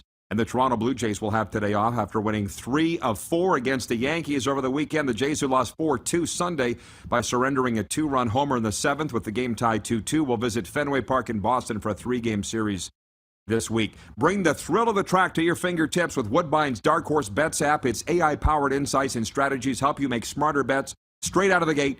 Feel the excitement of live-streamed horse races wherever you go. Just because the Queen's Plate's over doesn't mean you still can't wager on horse racing. Download the app for free at playdarkhorse.com. available for Android and Apple devices. Also for Ballers Rec Room, your official home of Slow Pitch, open Wednesday to Sunday. And for Red Bull Canada, Red Bull gives you wings. Can we please bring in Lee Genier now? And people are gravitating towards football talk, Lee, and the CFL fans are alive today. Let me read a few. John in Rosetown writes in, and he says, the quarterback decision in Sask can either be Cody or Mason. If they don't fix the O-line, it won't matter if Tom Brady's there. There's no time to throw the ball. From Grant in Kelowna, BC, he's watching on Game Plus television, where we are channel 924 on the Telus Optic cable package. Grant says, good morning, Rod. Nathan Rourke is out for BC. I like how Mason Fine played. In the CFL, you need a mobile quarterback that can run and throw the ball. Cody's having trouble running, obviously, due to wearing a knee brace. And Stephen in North Dakota says, Golden Corral, is Bonanza still open? Come on and get it. Now I require Angus steak. No, all Bonanzas are closed. On the Fajardo thing, my take, the reason I wanted to read that before I asked you, Lee, is I'm thinking if he's hurt, why is he out there? Is that a fair comment or not? Yeah, I would agree. Like, obviously it's affecting his play. Why is he out there is for sure is the number one question, because obviously he's playing with a brace on his knee. How bad or how deep is that injury for sure, and if it's limiting him, which it seems to be. When I'm watching him play, he really has limited mobility there. So maybe that is why he got pulled. You never know what like I say, what kind of conversations happen there with Craig Dickinson in the game, but They obviously know he's hurt, and to what extent, right? So they put Mason in, and obviously he had a great drive, and but then kind of sputtered in the second half as well, right? Text line open 902-518-3033 with whatever you'd like to talk about. Janelle writing in Saskatoon, she says, is Cody Fajardo out there because Cody wants to be out there, or is that a Dickinson thing? Well, it is generally up to the coach, I would think. And by the way, we will get around to the National Football League in a second, and the general manager of the Saskatchewan Rush, Derek Keenan, is coming up next segment.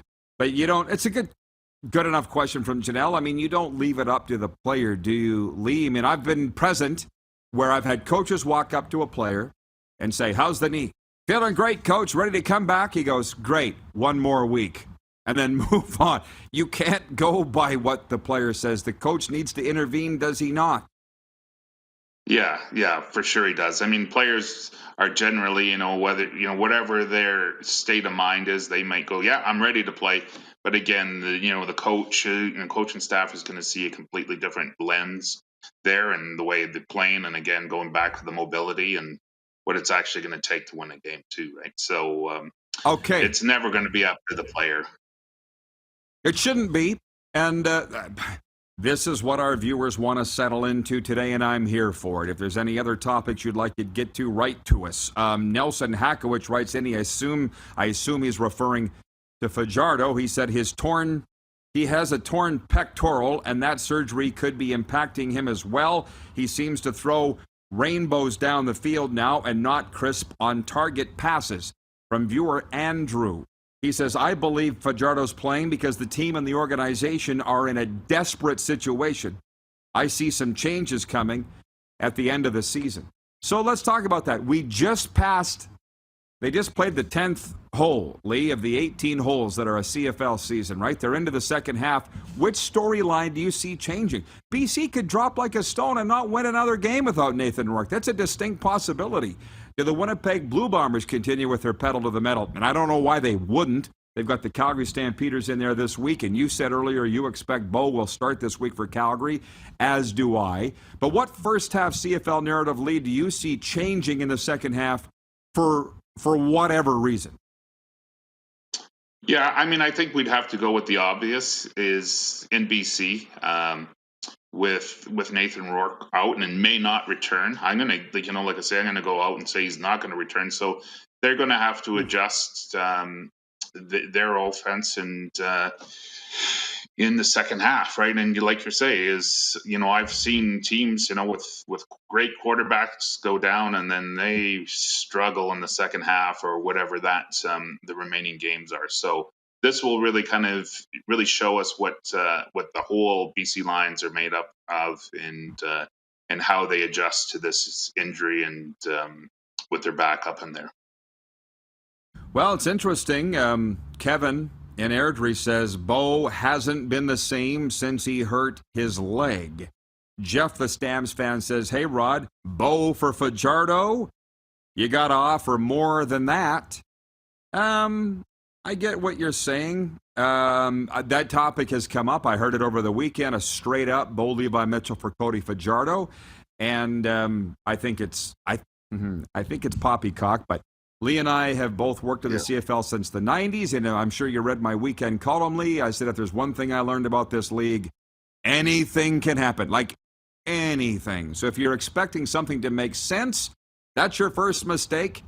But if you're Calgary, why would you help out the Riders? Why would you do that? No.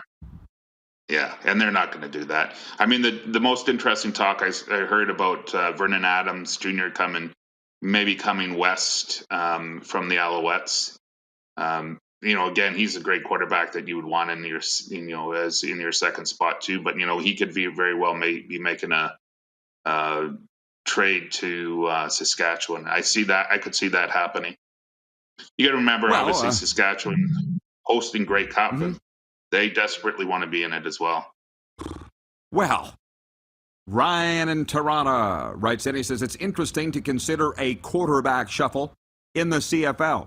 And, I said that we would save Fridays for football, but if it turns out being Mondays, given where we are in the calendar, I'm all for that. I mean, I kind of thought it made the CFL look rather bush to have these quarterbacks changing to the regard that they do. But then you look at the NFL, when they fire up here right away, you got Matt Ryan is the quarterback in Indy. Carson Wentz is in Washington. Deshaun Watson, after 11 games, is going to be in Cleveland. It seems to be a football thing, not necessarily a CFL versus NFL thing.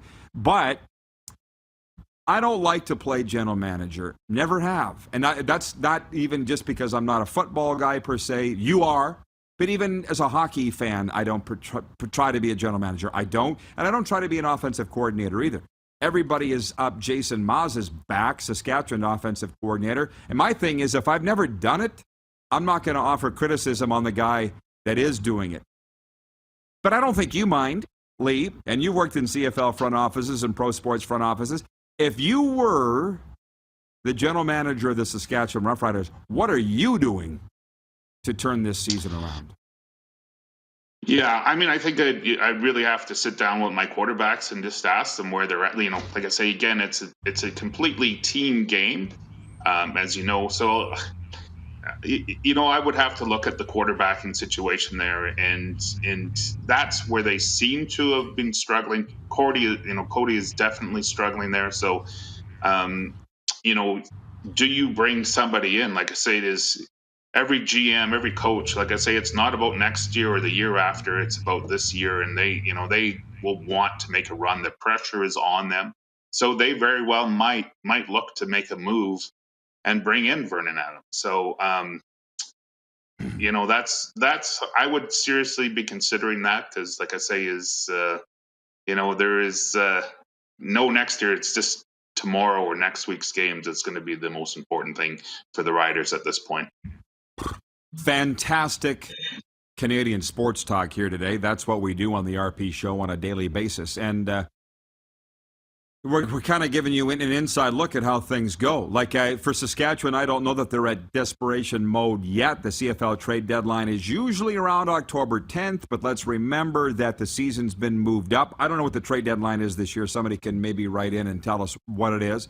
I don't know that they're at that desperate point just yet, Lee, but if it continues this way, they will be.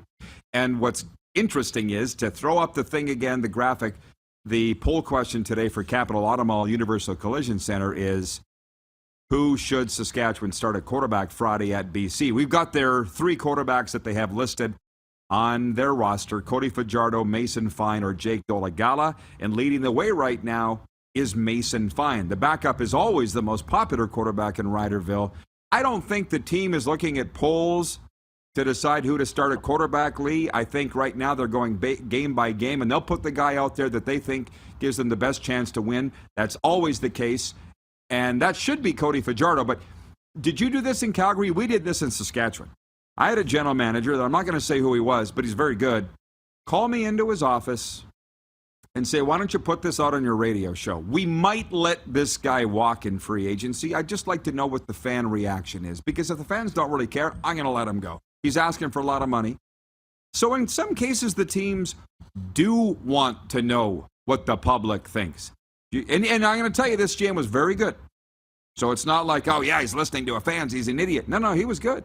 What do you think about that? Yeah, I mean, they could always test the waters and see what the fan reaction is. Like, I mean, at the end of the day, you are in the business of sport, right? So, at the end of the day, they're selling tickets and merchandise.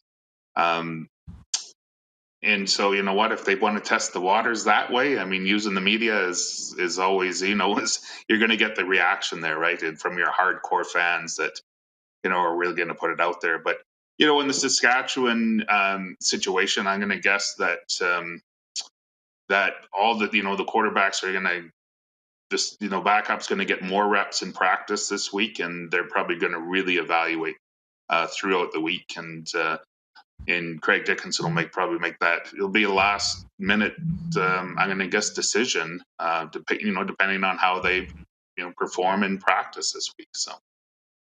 Why do you think the Riders would open the week and not know who's going to start, but Calgary does know? You're just guessing, of course, but what's the difference? Why do they not both know who's going to start this week, both teams? Well, I think it's glaring that Cody does have an injury. Like I say, is he did not look good, and he has not looked good in the last few games. I think the Bo Levi is a little different of a situation that, like I said, he had 149 yards when they put him out at the half, which, that would have put him on track for probably a 300 and some yard game. Maybe Dave was just seeing something there that he didn't like, and whether it was the receivers not finishing their assignments or, Bo Levi's timing was off, right? So again, they'll go through practice this week. Is maybe Jake Meyer gets more reps in practice as well, because they know that he, when he had to come in, I'm going to say a couple of years ago now, that he played really well and took the team down a stretch there. But Bo obviously is their starter, and he's a proven winner as well, right? So that's where my rationale comes in, and it's your job to lose. But you know what is unless there's something glaring there, again, if he's injury, they'll make that decision behind the scenes, and you never know that because generally coaches aren't going to release that information. Yeah, well, I'll just say this: they're all guessing, which I wanted them to, which general manager it was, and I'll never say. Here's the general managers that I've worked with in my time, 20 seasons with the Riders: Alan Ford, Roy Shivers, Eric Tillman, Ken Miller was the GM, Brennan Taman, Chris Jones. And by the end, I was okay with them asking me to put that out into the media. That was by the end, because the regime changed, they weren't telling me anything or asking me anything. So I had to go on the air every day and guess what they wanted. And then they would bring me in and say, you need to make us look good. I said, you need to make yourself look good. I have no idea what you want. And then it literally became, okay, time to leave. Lee, wonderful job. Far too fast. Thanks for coming on, my friend. Have a great day. You as well, Roddy. It's a pleasure as always. Yeah. Speaking of general managers, Derek Keenan of the Saskatchewan Rush joins us next. We got overtime coming up as well, and viewer takeover, where we put a bow on things with everything you want to talk about. You're watching the RP Show live from South Florida on the Game Plus television network. We're also live streaming on YouTube and 24-hour sports radio streaming now at rodpeterson.com. Have you subscribed to the Rod Pedersen Show YouTube channel yet? Head to youtube.com/The Rod Pedersen Show now.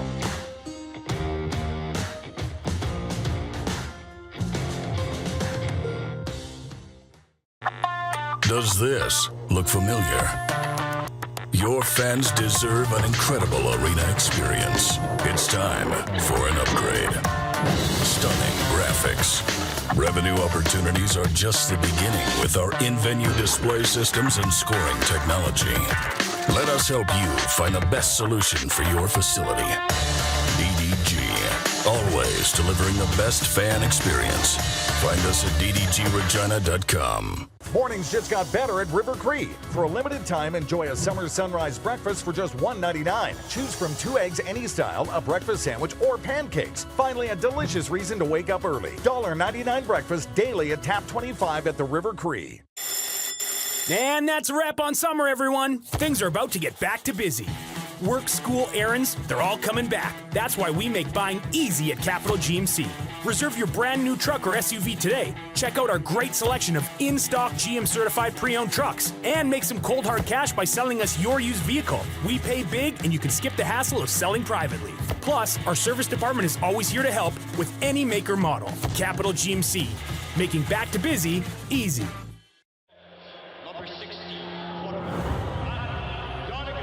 A legend throws 713 yards in a single pro football game. A legend wins 3 Grey Cup MVP awards. Allen looking deep. A legend scores 1,209 points in 1,127 NHL games. Play among legends at betregal.net. Is it time to take your event online? Bring it to IKS Live. We've got a fully customized virtual event platform with remote guest support for your next fundraiser, talk show, conference, performance, and more. IKS Live offers live streaming to Facebook Live and YouTube and pre-recorded capabilities, both in our studio with green screen available and on location with pre-production and post-production services. Visit us at ikslive.ca. Blafusco's army is at the city walls! The Man Mountain will return to solve all our gigantic problems. Only the great Gulliver can handle them. It happened! The real Gulliver is back! The giant is in the city! He is right in the square! Wow. I've never had such a welcome.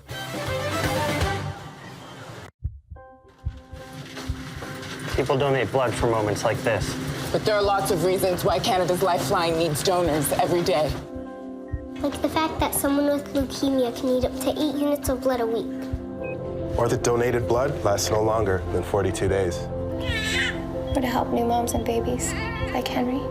There's lots of reasons to donate blood. That's why we need donors every day. The need for blood is constant. Join Toyota and our Toyota dealers in supporting Canada's Lifeline. Easy snacking all around.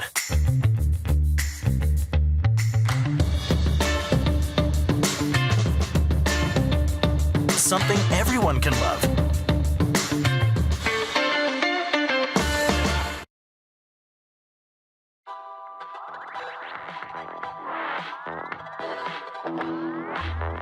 RP Show continues from sunny South Florida as we open a brand new week with episode number 825 of your favorite daytime sports talk show.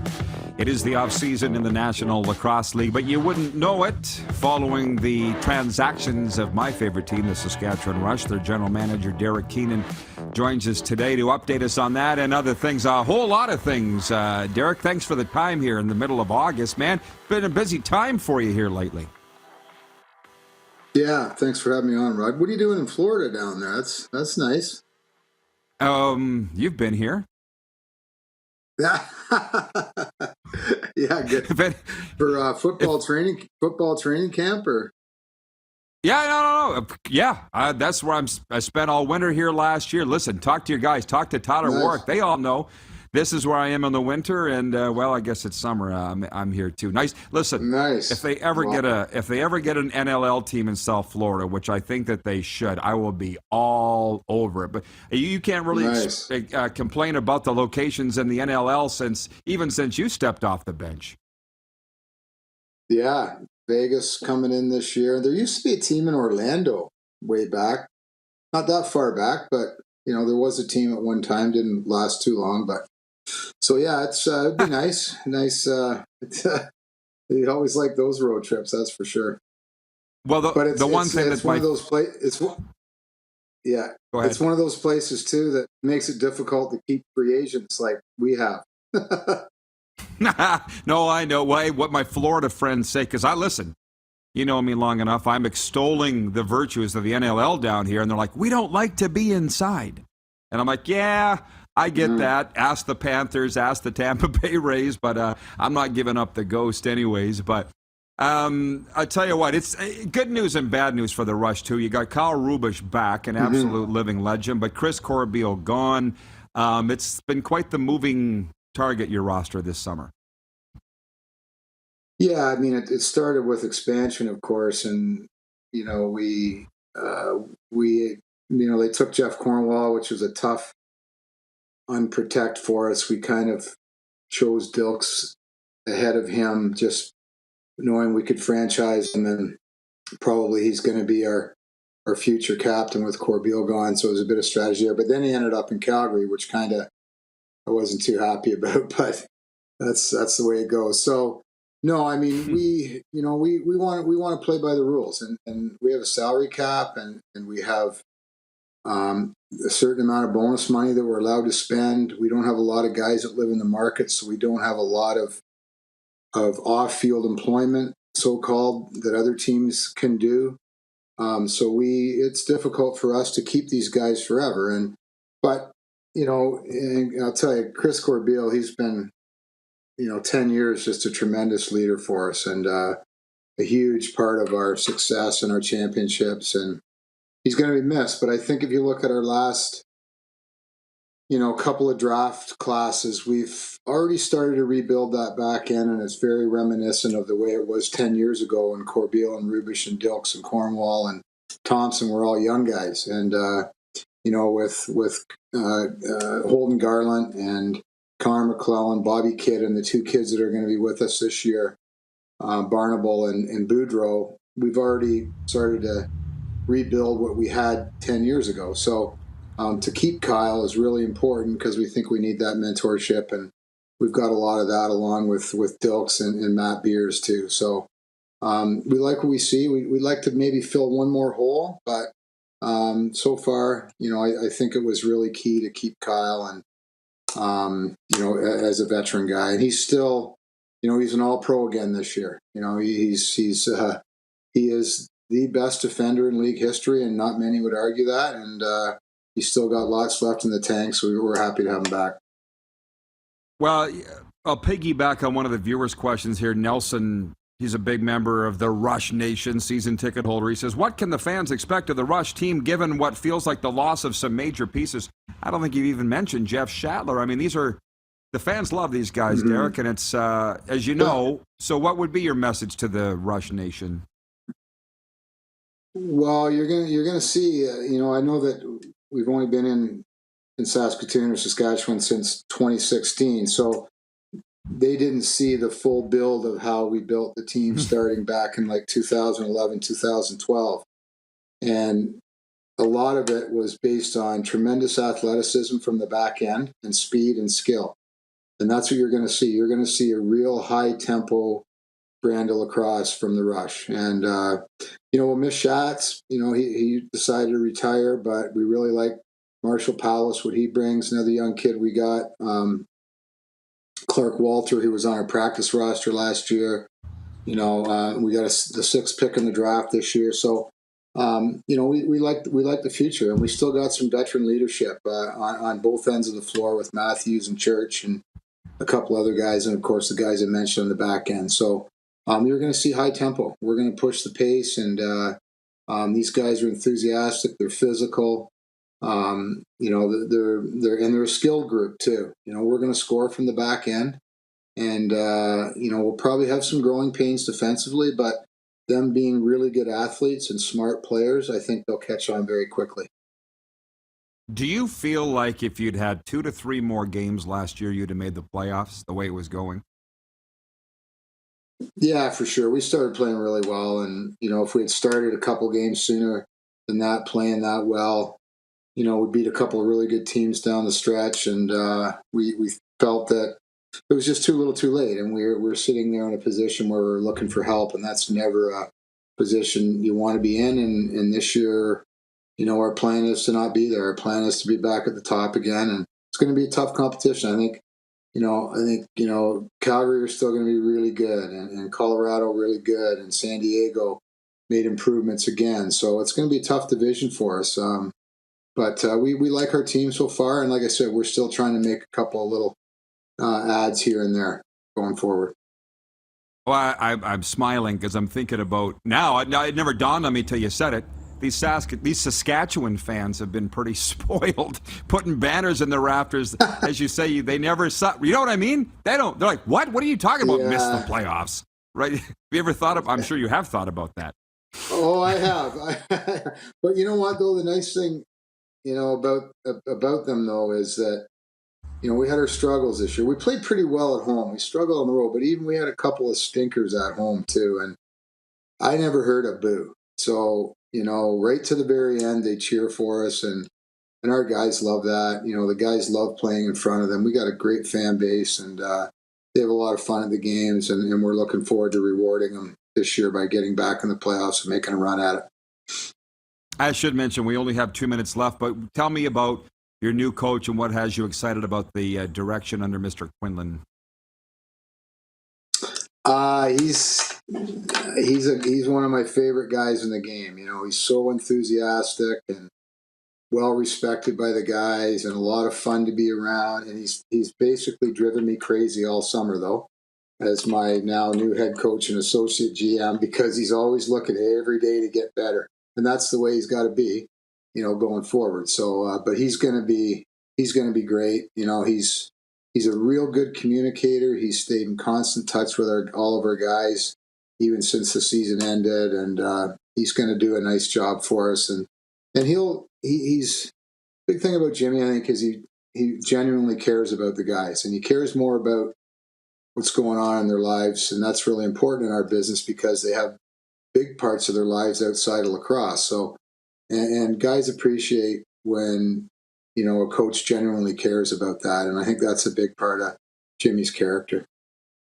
No doubt. Well, I could do this. I could go on for hours with you, Derek. It seems like we always can. Let's do it again a little more, if you don't mind. And I guess if you ask why I'm in Florida, why does Ryan like LA so much? Same reason. Yeah. So hey, he's living it there, man. Yeah. So you get it. You get it, Dad. But yeah, I get it. A little too far away from Dad, but we went out and had a nice visit with him in early June because we weren't in the playoffs. So, he's liking it for, I don't know how long he's going to be there, but at least another year. So, yeah. All right, Rod. Great being on. Thanks for this. Yeah, enjoy the rest of summer. Okay. Take care, man. Bye-bye. The general manager of the Saskatchewan Rush, Derek Keenan. We'll be right back with a viewer takeover in overtime right after this. You're watching the RP Show on the Game Plus television network. We're also live streaming on YouTube, as you know, and 24-hour sports radio streaming now at rodpeterson.com. Have you subscribed to the Rod Peterson Show YouTube channel yet? Head to youtube.com/The Rod Peterson Show now.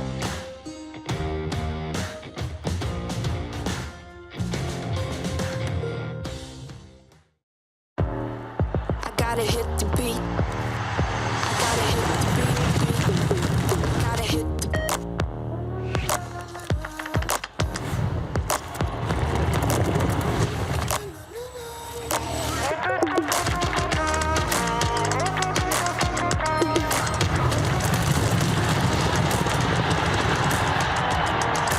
Download Dark Horse Bets today.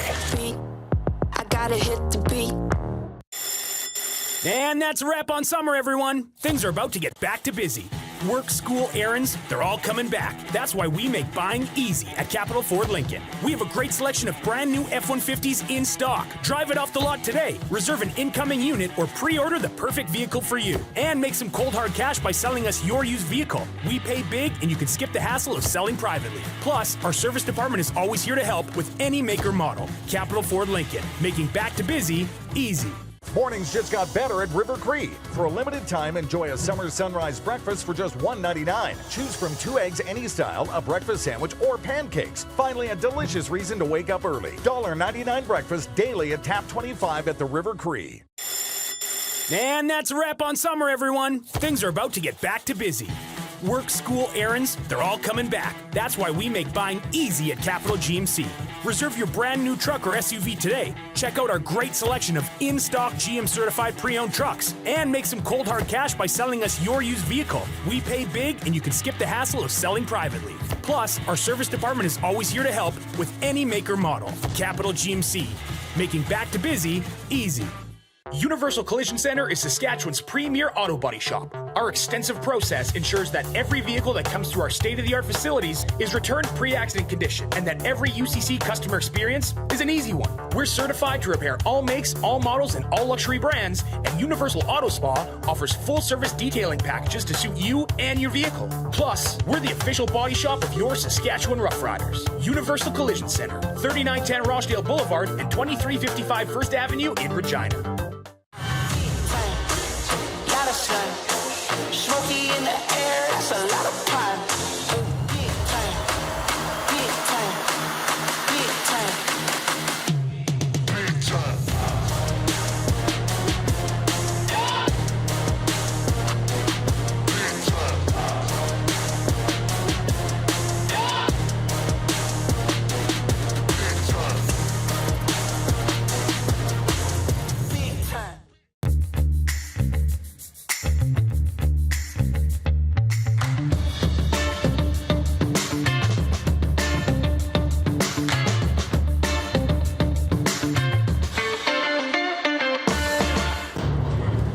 Blafusco's army is at the city walls!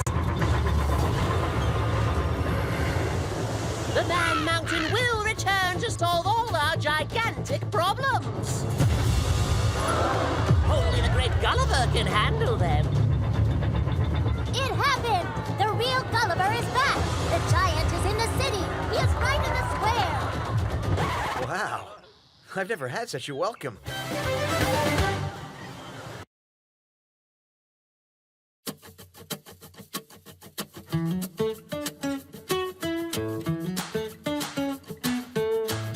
Okay, here we go. One more time. One last time from beautiful South Florida. I got to tell you, that's hilarious because if you were just watching the interview with Derek Keenan, I get it all the time. Why South Florida? And I always say, have you ever been here? Oh yeah, I have. It's the greatest place on earth. So that's where the RP show's based for the time being, and we're loving it. It is Overtime, proudly brought to you by the Four Seasons Sports Palace, your home for the UFC and the National Football League. And where do we start? Today was, can we call it Overreaction Monday? As we close the book on Week 11 in the CFL, looking forward to Week 12 in the CFL. Close the book on Week 2 in the NFL preseason, which actually closes tonight. We do a thing called Sports on Tap, or we used to. I write it down every day. I don't always get to it on the air, but Sports on Tap tonight. It's a light one. But the National Football League, I don't know how they did it. Somebody needs to write a manual or a thesis on how they become what they've become. Tonight's Atlanta at New York Jets game is going to be awful. Those two teams are dog poop. But they're playing, and you're going to be watching. 8 p.m. Eastern on TSN 1 and 3, ESPN down here, the Big Kahuna, and DAZN. And then in the Major League Baseball, the Blue Jays are off. How did the NFL do it? I don't know the answer to that. What my takeaway from the program today is, and as you know, I wrap this up overtime. Well, usually Moose is with us for it, but we gave him the rest of the day off. I can handle it on my own. Viewer takeover. Wilf, I believe, is a Rider fan. He's watching in Steinbach, Manitoba, and he says, Cody Fajardo has a bad knee and a bad arm? Tells me not much confidence in their backups. I guess that's why I started this. It's been a big CFL day. And I had BC Lions people tell me way back in the springtime, they said, your show could be a tremendous asset for the Canadian Football League. I knew that. I was waiting for them to say that. Where did the NFL... Well, I'm getting off track here, but All the networks have the TV rights. All the networks have shows built around the games, talking outside the games. The NFL Network itself, which isn't going to broadcast tonight's game, but this week's Cowboys game is on the NFL Network. I'm not going to get it. I know if I was running the CFL, how I would get it, what I would do to get more prominence and notoriety. But that's just me. So we're doing it here with our show. And I'll say with Victor Cui. Victor Cui was on last hour. He's like, I'm watching you, Rod. You're always hustling. Not as much as I used to. I hustle a lot smarter. We've got a tremendous team now. Clark, Jordan, Ryan, Paul, Rolf. How about That's that? his name. That's his name. Rolf. Moose, obviously, Lee, Morgan, Jimmy Two Tables, Joe, Paul, Melody. It's a big team. So, yeah. Rich in Edmonton says, South Florida is outstanding. No need to justify it to anyone. Thank you, Rich. I appreciate you. I can watch and cover the CFL from down here just fine. It's so beautiful here. Jason in Red Deer writes in and says, you can call it Overreaction Monday as long as Pat McAfee doesn't hear you call it that. LOL. I haven't heard from Pat in a while. Is that what he calls it, Overreaction Monday? I don't know. We're on at the same time as him, so I don't know what he says. My cousin Christine in Medicine Hat says, best orange juice I've ever had was in Florida. Yeah. I think it was invented here. From Stacy. Stacy Champagne watching at Access World Headquarters. Says, love that shirt, Rod. So do I. It actually says Brady 12 on the back. And we're going to have a lot more NFL coverage this week on the RP show. Ryan in Toronto says, Victor, guess as I'm saying this, last minute of play in the RP show. Last minute of play. Ryan in Toronto says, Victor Cui is going to look sharp in his RP gear. Randy from Winnipeg says, watched the replay of the Friday show. Nice interview with Sarah Orleski. That's your thing. Like 2/3 of our viewers aren't even watching live. It's the wildest thing ever. And Sarah was so great. What do we got tomorrow, Clark? Do we know? We don't know yet, do we? Nice. That's all we need. Jim Clubberlang to talk NFL. Enjoy your day, everybody. We'll see you tomorrow. Where's my pen? I have it here. Trust me. Here it is.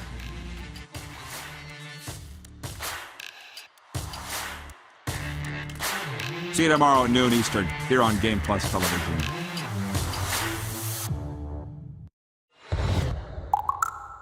So I punched him. Of course you did. Bob's your uncle. Have you subscribed to the Rod Pedersen Show YouTube channel yet? Head to youtube.com/The Rod Pedersen Show now. How about that? Done deal. Hell yes. Bingo. Spicy. So great. Hoorah.